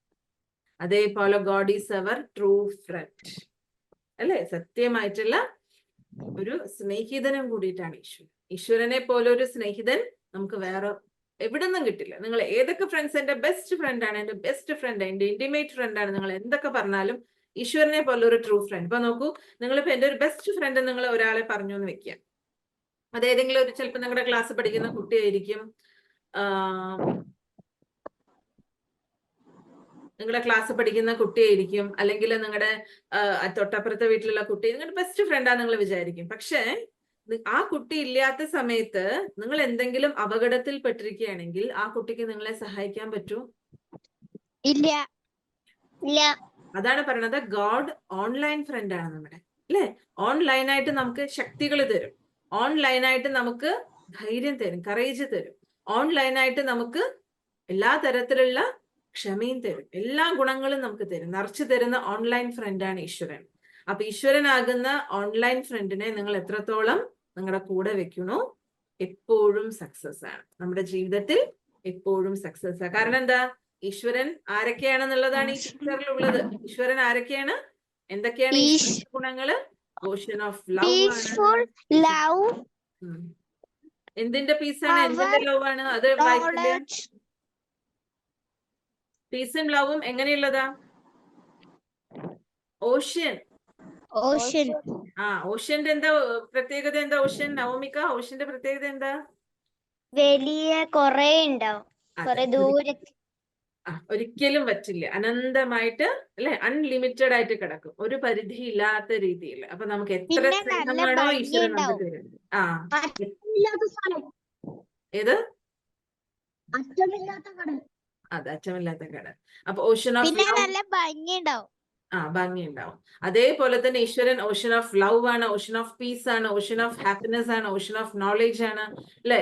സ്നേഹത്തിന്റെ കടലാണ്, ശാന്തിയുടെ കടലാണ്. എങ്ങനെ ഒരു കടലിലെ ഒരു അറ്റം നമ്മൾ കാണുന്നില്ലയോ, അതേപോലെ ഈശ്വരീയ സ്നേഹത്തിനും അറ്റമില്ല, അനന്തമാണ്. ഈശ്വരനിൽ നിന്നുള്ള ശാന്തിക്കും, വ്യക്തികൾക്ക് എന്ന് പറഞ്ഞാൽ നമുക്കൊരു ഓഫ്ലൈൻ ഫ്രണ്ട് ഉണ്ടെങ്കിൽ ആ ഓഫ്ലൈൻ ഫ്രണ്ട് നമുക്ക് ഇത്രേ സ്നേഹിക്കുള്ളൂ എന്നുണ്ട്. അവരുടെ കാര്യം വിട്ടിട്ട് അവരൊരിക്കലും വരില്ല. നമ്മൾ എന്തെങ്കിലും എത്ര നല്ല ഫ്രണ്ട് ആണെങ്കിലും നമ്മൾ ചിലപ്പോൾ ഇന്ന കാര്യത്തിനൊന്നും വരുവോ, ചെയ്യോ, എനിക്ക് ഇന്ന കാര്യം ഉണ്ട് കേട്ടോ, വരാൻ പറ്റില്ല, അല്ലെ? കാരണം അവർക്ക് അവരുടെ കാര്യം തന്നെയാണ് മുഖ്യത്വം. നമ്മളാണെങ്കിലും അങ്ങനെ തന്നെ, നമ്മുടെ ഒരു കാര്യത്തിന് കഴിഞ്ഞിട്ട് തന്നെ നമ്മൾ വേറെ പോവുള്ളൂ. പക്ഷെ ഈശ്വരൻ അങ്ങനെയല്ല, അൺകണ്ടീഷണൽ ആണ്. അതാണ് അൺകണ്ടീഷണൽ. ഒരു തരത്തിലുള്ള പരിധിയും ഇല്ലാത്ത, ഒരു തരത്തിലുള്ള കണ്ടീഷനും ഇല്ലാത്ത സ്നേഹവും ശാന്തിയും പവിത്രതയും ശക്തിയും ഒക്കെയാണ് നമുക്ക് തരുന്നത്. ഇതിലൂടെ എന്താ സംഭവിക്കുക? നമ്മുടെ ബാറ്ററി ചാർജ് ആവും, നമ്മുടെ ബാറ്ററി ചാർജ് ആവും. ആ വീഡിയോയിൽ കണ്ടില്ലേ, ആ കുട്ടിയുടെ ബാറ്ററി ചാർജ് ആയി. ഈശ്വരനെ ഓർമ്മിച്ചപ്പോ ആ കുട്ടിയുടെ ബാറ്ററി ചാർജ് ആയത് കൊണ്ടാണ് ആ കുട്ടിക്ക് പിന്നെ മറ്റുള്ളവര് കളിയാക്കുമ്പോ അതിനെ ഫേസ് ചെയ്യാൻ പറ്റിയത്, അല്ലെ? മറ്റുള്ളവര് എന്തെങ്കിലുമൊക്കെ പറഞ്ഞപ്പോ അതിനെ ക്ഷമിക്കാൻ പറ്റിയത്, സഹിക്കാൻ പറ്റിയത്. അപ്പൊ നമ്മുടെ ഉള്ളിലുള്ള ക്ഷമയും, അല്ലെ, നമ്മുടെ ഉള്ളിലുള്ള ശക്തിയും നമുക്ക് സഹിക്കാനും ഒക്കെ കഴിയണമെങ്കിൽ നമ്മൾ എന്ത് ചെയ്യണം? അപ്പോ നമ്മുടെ ഉള്ളിലുള്ള കപ്പാസിറ്റി വർദ്ധിക്കണമെങ്കിൽ നമ്മൾ എന്ത് ചെയ്യണം? ഈശ്വരനെ ഓർമ്മിപ്പിക്കണം. ഈശ്വരനെ ഓർമ്മിക്കണം, ഈശ്വരനെ ഓർമ്മിക്കണം. ഈശ്വരനെ എങ്ങനെയാ നമ്മൾ ഓർമ്മിക്കുക? ഈ ഓഷൻ ഓഫ് ലവും ocean of peace, ocean of happiness ഒക്കെ എങ്ങനെയാ നമുക്ക് കിട്ടുക? മെഡിറ്റേഷൻ. മെഡിറ്റേഷൻ. എങ്ങനെ മെഡിറ്റേഷൻ ചെയ്യും? നല്ല പീസ്ഫുൾ ആയിട്ട്, പീസ്ഫുൾ ആയിട്ട് മെഡിറ്റേഷൻ ചെയ്യണം. പിന്നെ സുപ്രീം സോളിനെ ഓർമ്മിച്ചിട്ട്. എന്താണ് സുപ്രീം സോളിനെ ഓർമ്മിച്ചിട്ടുള്ള മെഡിറ്റേഷൻ ആണ്, അല്ലെ? ആ സുപ്രീം സോൾ എങ്ങനെയാണെന്നുള്ളത് നമുക്ക് നോക്കാം. നോക്കൂ, നേരത്തെ സിസ്റ്റർ പറഞ്ഞില്ലേ, നിങ്ങൾക്ക് ഒരു ട്രൂ ഫ്രണ്ട് ഉണ്ടെങ്കിൽ ആ ട്രൂ ഫ്രണ്ടിന് ഇന്ന വിശേഷതകളൊക്കെ ഉണ്ടോ എന്നൊന്നും നിങ്ങൾ ആദ്യം നോക്കൂ. Always online, day and night. എപ്പോഴും രാവും പകലും ഓൺലൈൻ ആയിട്ടുള്ള ഫ്രണ്ട് നിങ്ങൾക്ക് ഉണ്ടോ? അതായത് supreme soul, okay. Supreme soul അല്ലാതെ I can message him any time. എപ്പോ വേണമെങ്കിലും മെസ്സേജ് അയച്ച റിപ്ലൈ തരുന്ന ഫ്രണ്ട്? എപ്പോ വേണമെങ്കിലും വിളിച്ചാ ഫോൺ എടുക്കുന്ന ഫ്രണ്ട്? എപ്പോ വേണമെങ്കിലും വിളിച്ച, രാത്രി 12 മണിക്ക്, 1 മണിക്ക്, 2 മണിക്ക്, 3 മണിക്കൊക്കെ വിളിച്ചാൽ ഫോൺ? ശരി, ഇനി വിളിച്ചാൽ ചിലപ്പോ ഫോൺ എടുക്കുമെങ്കിലും നെറ്റ്വർക്ക് പ്രോബ്ലമേ ഇല്ലാത്ത ഫ്രണ്ട്? ഇല്ല. ഒരു നെറ്റ്വർക്കും ഇല്ലാത്ത, ചിലപ്പോ ഏതെങ്കിലുമൊക്കെ ടൂറിലോ പിക്നിക്കിലൊക്കെ പോവാണെങ്കിൽ റേഞ്ച് കുറവാണ്, ഞാൻ പിന്നെ വിളിക്കുക, എനിക്ക് കേൾക്കണില്ല എന്നൊക്കെ പറയണ ഫ്രണ്ട് ഇല്ലേ? ഓക്കെ. ഇനി ശരി, നമ്മൾ ആരെങ്കിലും ഡയൽ ചെയ്ത് കഴിഞ്ഞാൽ നിങ്ങൾ സംസാരിച്ചുകൊണ്ടിരിക്കുന്ന വ്യക്തി വളരെ ബിസിയാണ് എന്ന് പറയാത്ത ഫ്രണ്ട്? ഇല്ല. ഓക്കെ. അപ്പൊ അതായത് നമ്മളോടല്ലാതെ, നമ്മൾ വിളിച്ചു കഴിഞ്ഞാൽ നമ്മളോടല്ലാതെ എനിക്ക് ഭയങ്കര തിരക്കാണ്, വേറൊരാളിനെ വെയിറ്റ് ചെയ്യണോ, ഞാൻ വെക്കട്ടെ എന്ന് പറഞ്ഞാൽ ധൃതിപ്പെട്ട് ഒരിക്കലും ഒരിക്കലും വെക്കാത്ത ഫ്രണ്ടാണ് ആര്? God. God. Never talking to someone else. നമ്മൾ സംസാരിച്ചുകൊണ്ടിരിക്കുമ്പോ ഒന്ന് നിർത്തൂ, ഞാൻ മറ്റുള്ളവരുടെ സംസാരിച്ച് കഴിഞ്ഞിട്ടാണ് എന്റെ അടുത്തേക്ക് വരാന്ന് ഒരിക്കലും ഈശ്വരൻ പറയില്ല. കാരണം നമ്മൾ ഓരോരുത്തർക്കും വ്യക്തിഗതമായ പേഴ്സണൽ ഫ്രണ്ടാണ് അതുപോലെ വയർലെസ് കണക്ഷനാണ്. ഈശ്വരനെ നമുക്ക് എപ്പോ വേണമെങ്കിലും ഓർമ്മിക്കാം. മനസ്സുകൊണ്ട് നിങ്ങള് എന്റെ മൈ ഗോഡ് ഈശ്വര അല്ലെങ്കിൽ എന്റെ ഗോഡ് ഈസ് അവർ ഫാദർ എന്ന് സ്മരിച്ചാൽ മാത്രം മതി. ഉള്ളുകൊണ്ട് നമ്മൾ അച്ഛനെ ഓർമ്മിച്ചാൽ മാത്രം മതി. നമുക്ക് ആ വയർലെസ് ആയിട്ടുള്ള കണക്ഷൻ നമ്മൾ എപ്പോ വേണമെങ്കിലും ഏത് സമയത്ത് വേണം, വിഷമത്തിന്റെ സമയത്ത് മാത്രമല്ല, ഏത് സമയത്ത് വേണമെങ്കിലും നമുക്ക് അവൈലബിൾ ആണ്. അതുപോലെ നോ നീഡ് ടു റീചാർജ്. മറ്റുള്ള ഫ്രണ്ടിനെ വിളിക്കണമെങ്കിൽ നമുക്ക് റീചാർജ് ചെയ്യേണ്ട ആവശ്യമുണ്ട്. പക്ഷെ ഈശ്വരനാകുന്ന ഫ്രണ്ടിനെ വിളിക്കണമെങ്കിൽ നമുക്ക് റീചാർജ് ചെയ്യണോ? വേണ്ട അല്ലേ?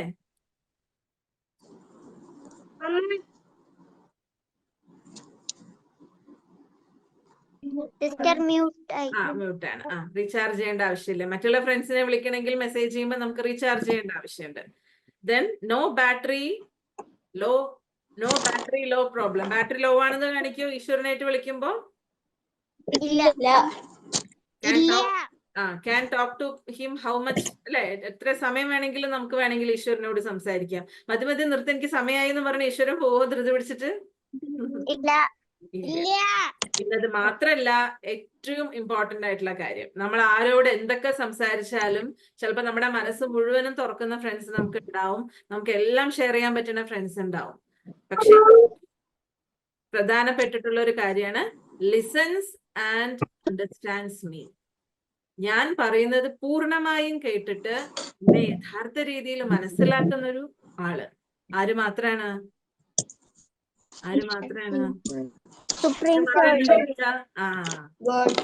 നവമികക്ക് എന്റെ എക്സ്പീരിയൻസ് ഉണ്ട് അല്ലേ? ഇന്നലെ പറഞ്ഞില്ലേ എനിക്ക് BK ആവണം പറഞ്ഞില്ലേ അല്ലേ? അതിന്റെ അർത്ഥം ലിസൺസ് ആൻഡ് അണ്ടർസ്റ്റാൻഡ്സ് മീ. അതാണല്ലോ ഏറ്റവും മുഖ്യം. നമ്മളിപ്പോ എത്ര കുറെ പറഞ്ഞാലും ഇപ്പൊ അവര് നമ്മൾ പറയുന്ന രീതിക്കൊന്നും എടുത്തിട്ടില്ലെങ്കിൽ ഇപ്പൊ എന്താ ചെയ്യാം? നമ്മൾ പറയുന്ന നേരെ തലകീഴായിട്ട് എടുത്തു കഴിഞ്ഞാൽ എന്ത് ചെയ്യും? നമ്മളെ ഹെൽപ്പ് ചെയ്യാൻ പറ്റാത്ത, ശരി ഈ തലകീഴായിട്ട് എടുത്തില്ല, എല്ലാം മനസ്സിലാക്കിയിട്ടുള്ള വ്യക്തിയാണെങ്കിൽ നമ്മൾ അണ്ടർസ്റ്റാൻഡ് ചെയ്യുന്നില്ലെങ്കിൽ, നമ്മളെ മനസ്സിലാക്കി പെരുമാറിയിട്ടില്ലെങ്കിൽ, നമ്മളെ കുറ്റപ്പെടുത്തിക്കൊണ്ട് സംസാരിക്കുകയാണെങ്കിൽ പിന്നെ നമ്മൾ അവരോട് പറയൂ വല്ലതും? ഇല്ല. ഓ ലിസൺസ്, അണ്ടർസ്റ്റാൻഡ് ആൻഡ് ഹെൽപ്പ്. ഈ 3 കാര്യങ്ങള് ഈശ്വരൻ അല്ലാതെ മറ്റാർക്കും, ഈ പറയുന്ന കാര്യങ്ങൾക്കൊക്കെ ഈശ്വരന് മാത്രമേ ഉള്ളൂ. പക്ഷെ ഈ 3 കാര്യങ്ങൾ ഈശ്വരൻ അല്ലാതെ മറ്റാർക്കും ചെയ്യരുത്. അപ്പൊ ഇങ്ങനെയുള്ളൊരു ഓൺലൈൻ ഡയമണ്ട് ഫ്രണ്ട്. അതുകൊണ്ട് മക്കൾ എല്ലാവരും എന്ത് ചെയ്യണമെന്ന് അറിയൂ? ആരാണ് ഇവിടെ അൺമ്യൂട്ട് ആക്കി വെച്ചിരിക്കുന്നത്? അപ്പൊ നിങ്ങൾ എല്ലാവരും എന്ത് ചെയ്യണമെന്ന് അറിയൂ? നിങ്ങൾ എല്ലാവരും ഡെയിലി ഈശ്വരന് ലെറ്റർ എഴുതണം. ഡിയർ ഗോഡ് ഫാദർ, അല്ലെങ്കിൽ ഡിയർ ഗോഡ് ഫ്രണ്ട്, അല്ലെങ്കിൽ ഡിയർ ഗോഡ് മദർ. ഏത് റിലേഷൻഷിപ്പിനാണെങ്കിലും നമുക്ക് ഈശ്വരനോട് ലെറ്റർ എഴുതി നോക്കൂ. നിങ്ങൾക്ക് ശരിക്കും ആ റിലേഷൻഷിപ്പിൽ ഈശ്വരൻ നിങ്ങൾക്ക് സ്നേഹത്തിന്റെ ഫീലിംഗ് തരും. നിങ്ങൾക്ക് ഏത് റിലേഷൻഷിപ്പ്, ഫ്രണ്ടിന്റെ റിലേഷൻഷിപ്പ് ആണോ വേണ്ടത്, അങ്ങനെ അച്ഛന്റെ റിലേഷൻഷിപ്പ് ആണോ, അമ്മയുടെ ആണോ, അല്ലെങ്കിൽ ഒരു കുട്ടിയുടെ ആണോ, ഒരു കുട്ടിയായിട്ട് പോലും ഈശ്വരൻ നമ്മുടെ കൂടെ നിൽക്കും. ആ റിലേഷനിൽ നിങ്ങൾ ഈശ്വരനെ കണ്ടുകൊണ്ട്, ഈശ്വരനെ ഒരു വ്യക്തിയൊന്നും അല്ല കാണാൻ, പക്ഷെ ആ ഫീലിംഗില് നിങ്ങൾ ഈശ്വരൻ ലെറ്റർ എഴുതുകയാണെങ്കിൽ തീർച്ചയായിട്ടും നിങ്ങൾക്ക് അതിന്റെ മറുപടി, അതിന്റെ ഫീലിംഗ് അല്ലെ, ആ ഒരു മറ്റേ സംബന്ധത്തിന്റെ ആ ഒരു ഫീലിംഗ് നമുക്ക് ഈശ്വരൻ തീർച്ചയായിട്ടും തരും. അതുകൊണ്ട് ഇന്നത്തെ ഹോംവർക്ക് ഈശ്വരന് ലെറ്റർ എഴുതുക എന്നുള്ളത്. എല്ലാരും എഴുതുവോ?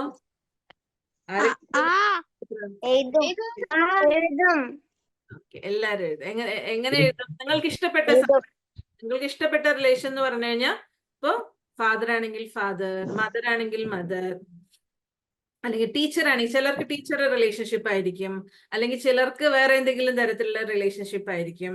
അപ്പൊ ഏത് റിലേഷൻ ആണോ നിങ്ങൾക്ക്, ഫ്രണ്ട് ആണെങ്കിൽ ഫ്രണ്ട്, ആ റിലേഷൻഷിപ്പില് ഒരു മിനിറ്റ് എല്ലാരും എഴുതും. ഹോംവർക്ക് എന്തായാലും എഴുതുമോ? ഉറപ്പാണോ? സംശയമുണ്ടോ?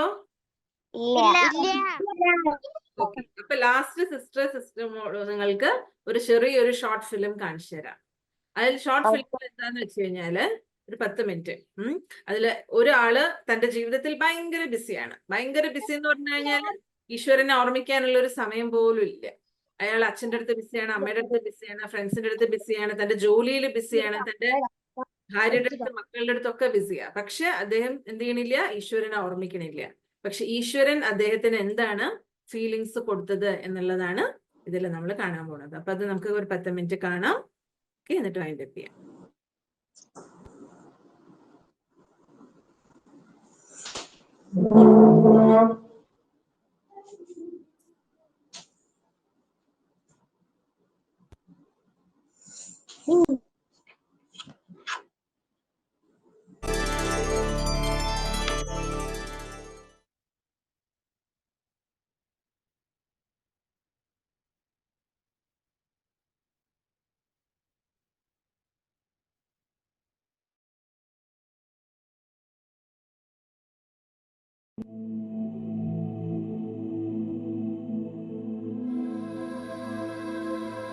പ്രിയ സന്താനങ്ങളെ, തിരക്ക് പിടിച്ചതും വേഗമേറിയതുമായ ഈ ലോകത്തിൽ സമയം ഒരു നിമിഷം പോലും നിൽക്കാതെ അസാധാരണവും ശ്രദ്ധാർഹവുമായ മാറ്റങ്ങളുടെ ഒരു പരമ്പര തന്നെ തീർത്ത് മുന്നോട്ട് പ്രവഹിക്കുകയാണ്.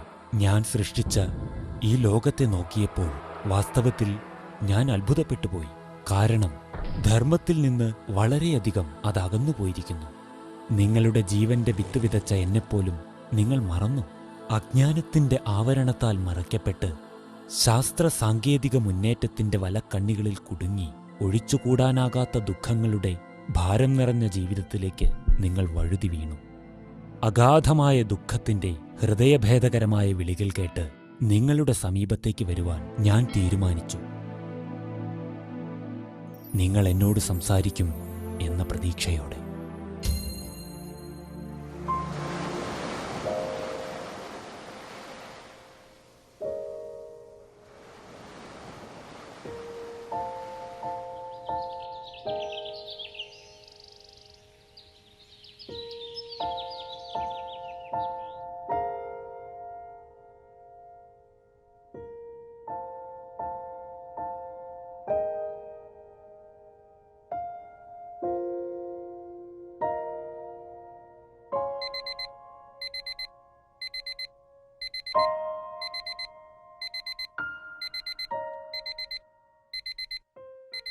നീ ഉണർന്നെഴുന്നേറ്റു.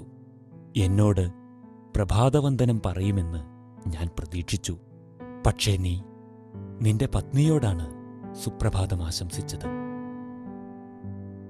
തലേ ദിവസത്തെ സംഭവങ്ങൾ ഞാനുമായി പങ്കുവെച്ച് ഇന്നേക്ക് വേണ്ടിയുള്ള മാർഗനിർദ്ദേശങ്ങൾ നീ തേടുമെന്ന് കരുതി ഞാൻ കാത്തിരുന്നു. പക്ഷേ നീ പ്രഭാതകർമ്മങ്ങളുടെ തിരക്കിലായിരുന്നു.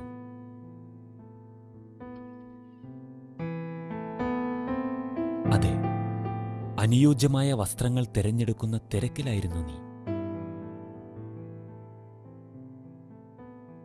ഞാൻ ക്ഷമയോടെ കാത്തിരുന്നു. ധൃതി പിടിച്ച് ഓടി നടന്ന് നീ തയ്യാറെടുക്കുന്നത് ഞാൻ കണ്ടു. പക്ഷേ ഒരു തവണ പോലും നീ എന്റെ പേര് ഉച്ചരിച്ചില്ല. എന്നിട്ടും ഞാൻ ക്ഷമയോടെ കാത്തിരുന്നു.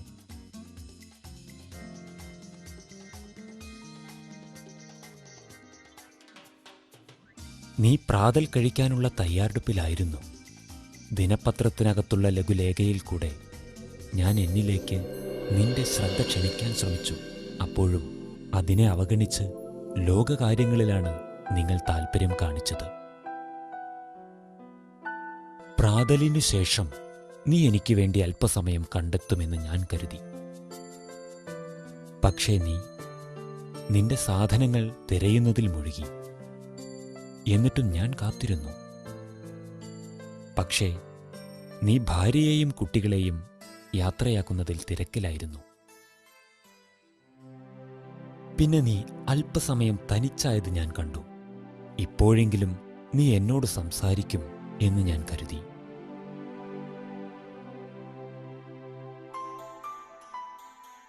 നീ എന്റെ സമീപത്തേക്ക് വരുന്നത് കണ്ട് ഞാൻ സന്തോഷിച്ചു. ഓ, നീ മൊബൈൽ ഫോൺ എടുക്കുവാനായിരുന്നു വന്നത്.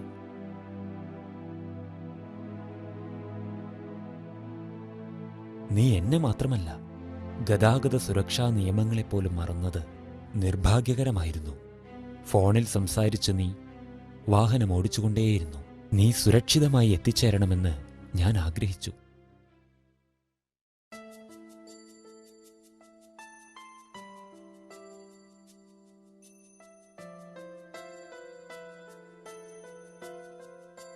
ഏറ്റവും ചുരുങ്ങിയത് നിന്റെ ജോലി ആരംഭിക്കുന്നതിന് മുൻപെങ്കിലും നീ എന്നെക്കുറിച്ച് ചിന്തിക്കുമെന്ന് ഞാൻ കരുതി. അതിനുവേണ്ടി കാത്തിരുന്നു.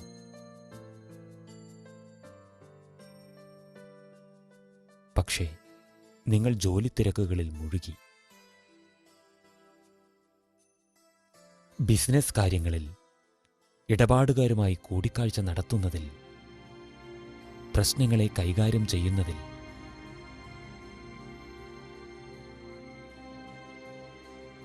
ഇതിലെല്ലാം മുഴുകി നിന്റെ ക്ഷമ നശിക്കുന്നതും ഞാൻ കണ്ടു. അപ്പോഴും ഞാൻ ക്ഷമയോടെ കാത്തിരുന്നു.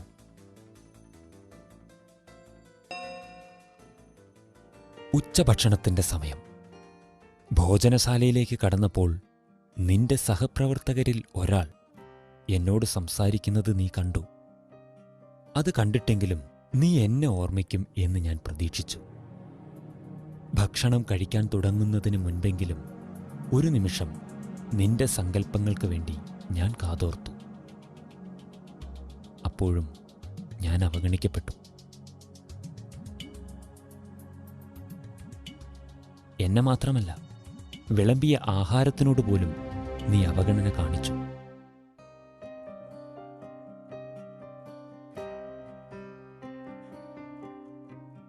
സാരമില്ല, ദിവസം ഇനിയും ബാക്കിയുണ്ടല്ലോ.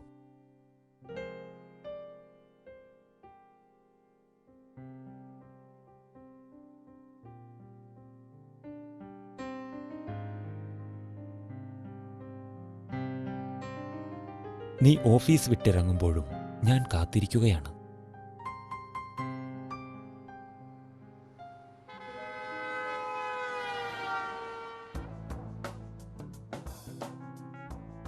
ട്രാഫിക് സിഗ്നലിൽ വണ്ടി നിർത്തിയപ്പോഴെങ്കിലും നിനക്ക് എന്നോട് സംസാരിക്കാമായിരുന്നു. കഷ്ടമെന്ന് പറയട്ടെ, അപ്പോഴും നീ അത് ചെയ്തില്ല.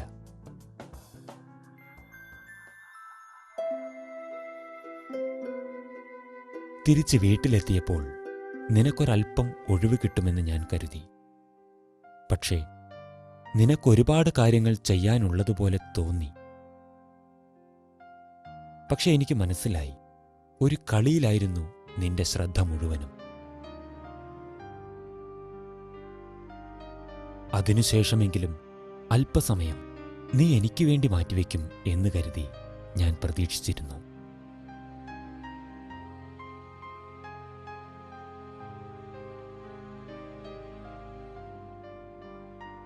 ആ പ്രതീക്ഷയും അസ്ഥാനത്തായി. നീ TV ഓൺ ചെയ്തു.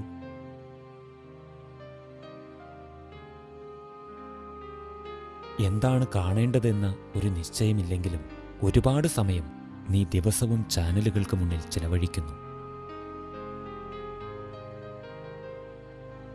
ഞാൻ വീണ്ടും ക്ഷമയോടെ കാത്തിരുന്നു. ടിവിയുടെ മുന്നിൽ തന്നെ ഇരുന്ന് നീ അത്താഴം കഴിച്ചു തീരും വരെ.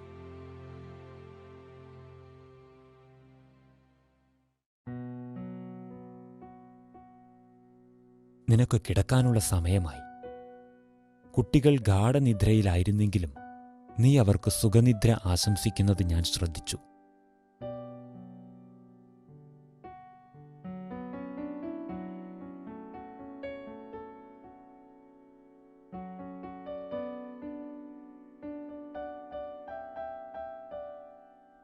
ഇനിയെങ്കിലും നീ എന്റെ സമീപത്ത് വരുമോ?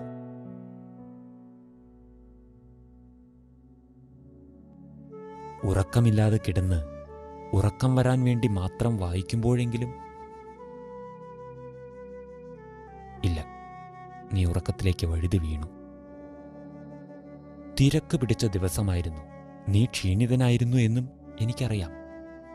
സാരമില്ല, എന്നോടൊപ്പം ചിലവഴിക്കുന്ന അല്പസമയം നിന്റെ ജീവിതത്തെ സുഗമമാക്കുമെന്നും സന്തോഷത്തിൻ്റെ ഒരു ലോകം തന്നെ തുറന്നു തരുമെന്നും നീ അറിയണമെന്ന് ഞാൻ ആഗ്രഹിച്ചു. നീ എൻ്റെ സന്താനമാണ്. നീ എന്നെ അവഗണിച്ചുവെങ്കിലും എനിക്ക് നിന്നോട് അളവില്ലാത്ത സ്നേഹമുണ്ട്.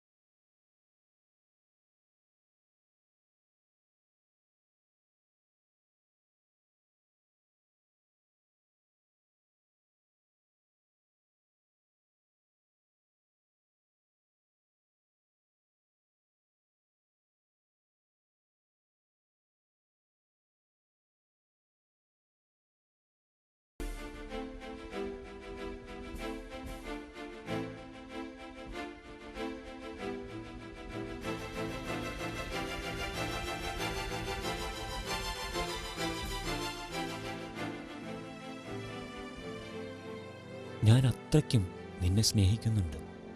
നിനക്ക് എപ്പോൾ വേണമെങ്കിലും എന്നോട് സംസാരിക്കാം. പക്ഷേ ഇത്രമാത്രം, തീർച്ചയായും എന്നോട് സംസാരിക്കും. മധുരമായ സന്താനമേ, അനേക ജന്മങ്ങളായി നീ എന്നെ തേടി നടക്കുകയായിരുന്നു. ഇപ്പോൾ ഞാൻ, പരമാത്മാവ്, നിന്നെ അന്വേഷിച്ച് വന്നിരിക്കുകയാണ്.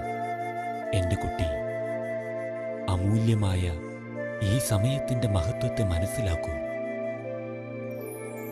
എന്നോട് സംസാരിക്കൂ.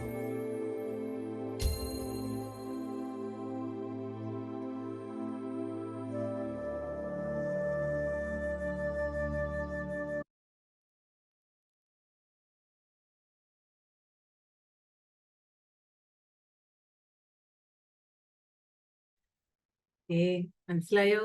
ഷോർട്ട് ഫിലിം ആർക്കൊക്കെ ഇഷ്ടപ്പെട്ടു? എനിക്ക് ഇഷ്ടായി. മനസ്സിലായല്ലോ? എന്താണെന്നുള്ളത് മനസ്സിലായല്ലോ? ആ നമ്മളോട് ടോക്ക് ടു മീ, മനസ്സിലായി. എന്നോട് സംസാരിക്കൂ, എന്നോട് സംസാരിക്കൂ. ആരെങ്കിലും നമ്മളോട് ഇങ്ങനെ പറയൂ? 2 തവണ പറഞ്ഞ് സംസാരിച്ചിട്ടില്ലെങ്കിലോ, സംസാരിച്ചില്ലെങ്കിൽ വേണ്ട എന്ന് പറയൂ അല്ലെ?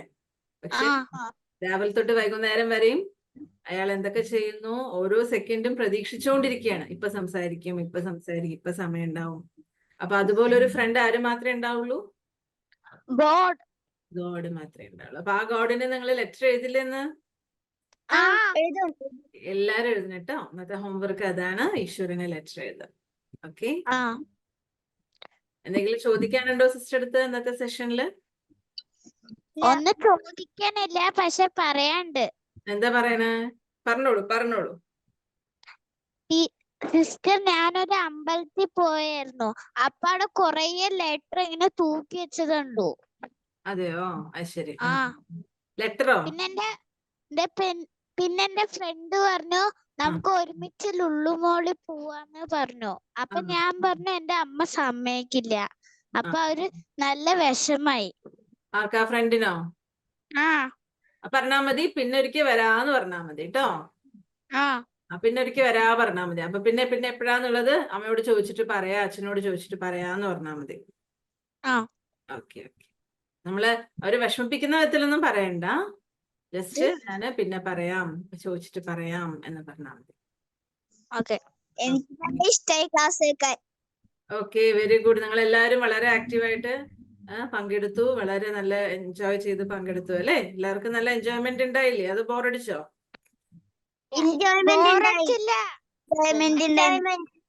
ശരി. Okay, very good. എല്ലാരും അവനവന് വേണ്ടി ക്ലാപ്പ് ചെയ്യാം. പിന്നെ ഇന്നലെ പറഞ്ഞ പോലെ I am a peaceful star എഴുതിയില്ലേ ഇന്നലെ 10 പ്രാവശ്യം? അപ്പൊ ഇന്ന് നമ്മൾ എഴുതേണ്ടത് I am a loveful star. അപ്പൊ അതെങ്ങനെ എഴുതണം? ഇന്നലെ ഞാൻ I am a peaceful star നമ്മള് ഫീൽ ചെയ്ത് എഴുതിയതുപോലെ I am a loveful star, ഞാൻ വളരെ സ്നേഹം നിറഞ്ഞൊരു നക്ഷത്രമാണ്, ആത്മാവാണ് എന്ന്. ഗോഡിന് എങ്ങനെ ലെറ്റർ എഴുതണം? ഗോഡിന് നമ്മൾ എങ്ങനെ നിങ്ങൾ അച്ഛനമ്മമാർക്ക് എഴുതണോ? ഇപ്പൊ നോക്കൂ, ഇപ്പൊ നിങ്ങൾ എവിടെയെങ്കിലൊക്കെ ടൂറിന് പോവുക, അല്ലെങ്കിൽ സ്റ്റഡി ടൂറിന് പോവുക, എവിടേക്കെങ്കിലൊക്കെ നമ്മൾ ഫ്രണ്ട്സിന്റെ വീട്ടിലൊക്കെ പോവുകയാണെങ്കിൽ അപ്പൊ നിങ്ങൾ അച്ഛനമ്മയും വിളിച്ച് പറയില്ല, അച്ഛൻ ഞാൻ അവിടെ എത്തി, അമ്മ ഞാൻ അവിടെ എത്തി, അല്ലെങ്കിൽ ഇന്ന കാര്യങ്ങളൊക്കെ ഓക്കെയാണ്, എനിക്ക് സുഖമാണ്, വേറെ പ്രശ്നമൊന്നുമില്ല. സ്വന്തം അച്ഛനമ്മമാർക്ക് എഴുതുന്ന പോലെ നമ്മൾ ഗോഡിനും എഴുതാം. അല്ല, ഗോഡിന് വലിയ ഫോർമാലിറ്റീസ് ഒന്നും ഇല്ല. ഈശ്വരൻ നമ്മുടെ അച്ഛനാണ്, അമ്മയാണ്, എല്ലാ തരത്തിലുള്ള റിലേഷൻഷിപ്പും നമുക്ക് വളരെ ഫ്രീ ആയിട്ട് വെക്കാൻ പറ്റുന്ന ആളാണ്.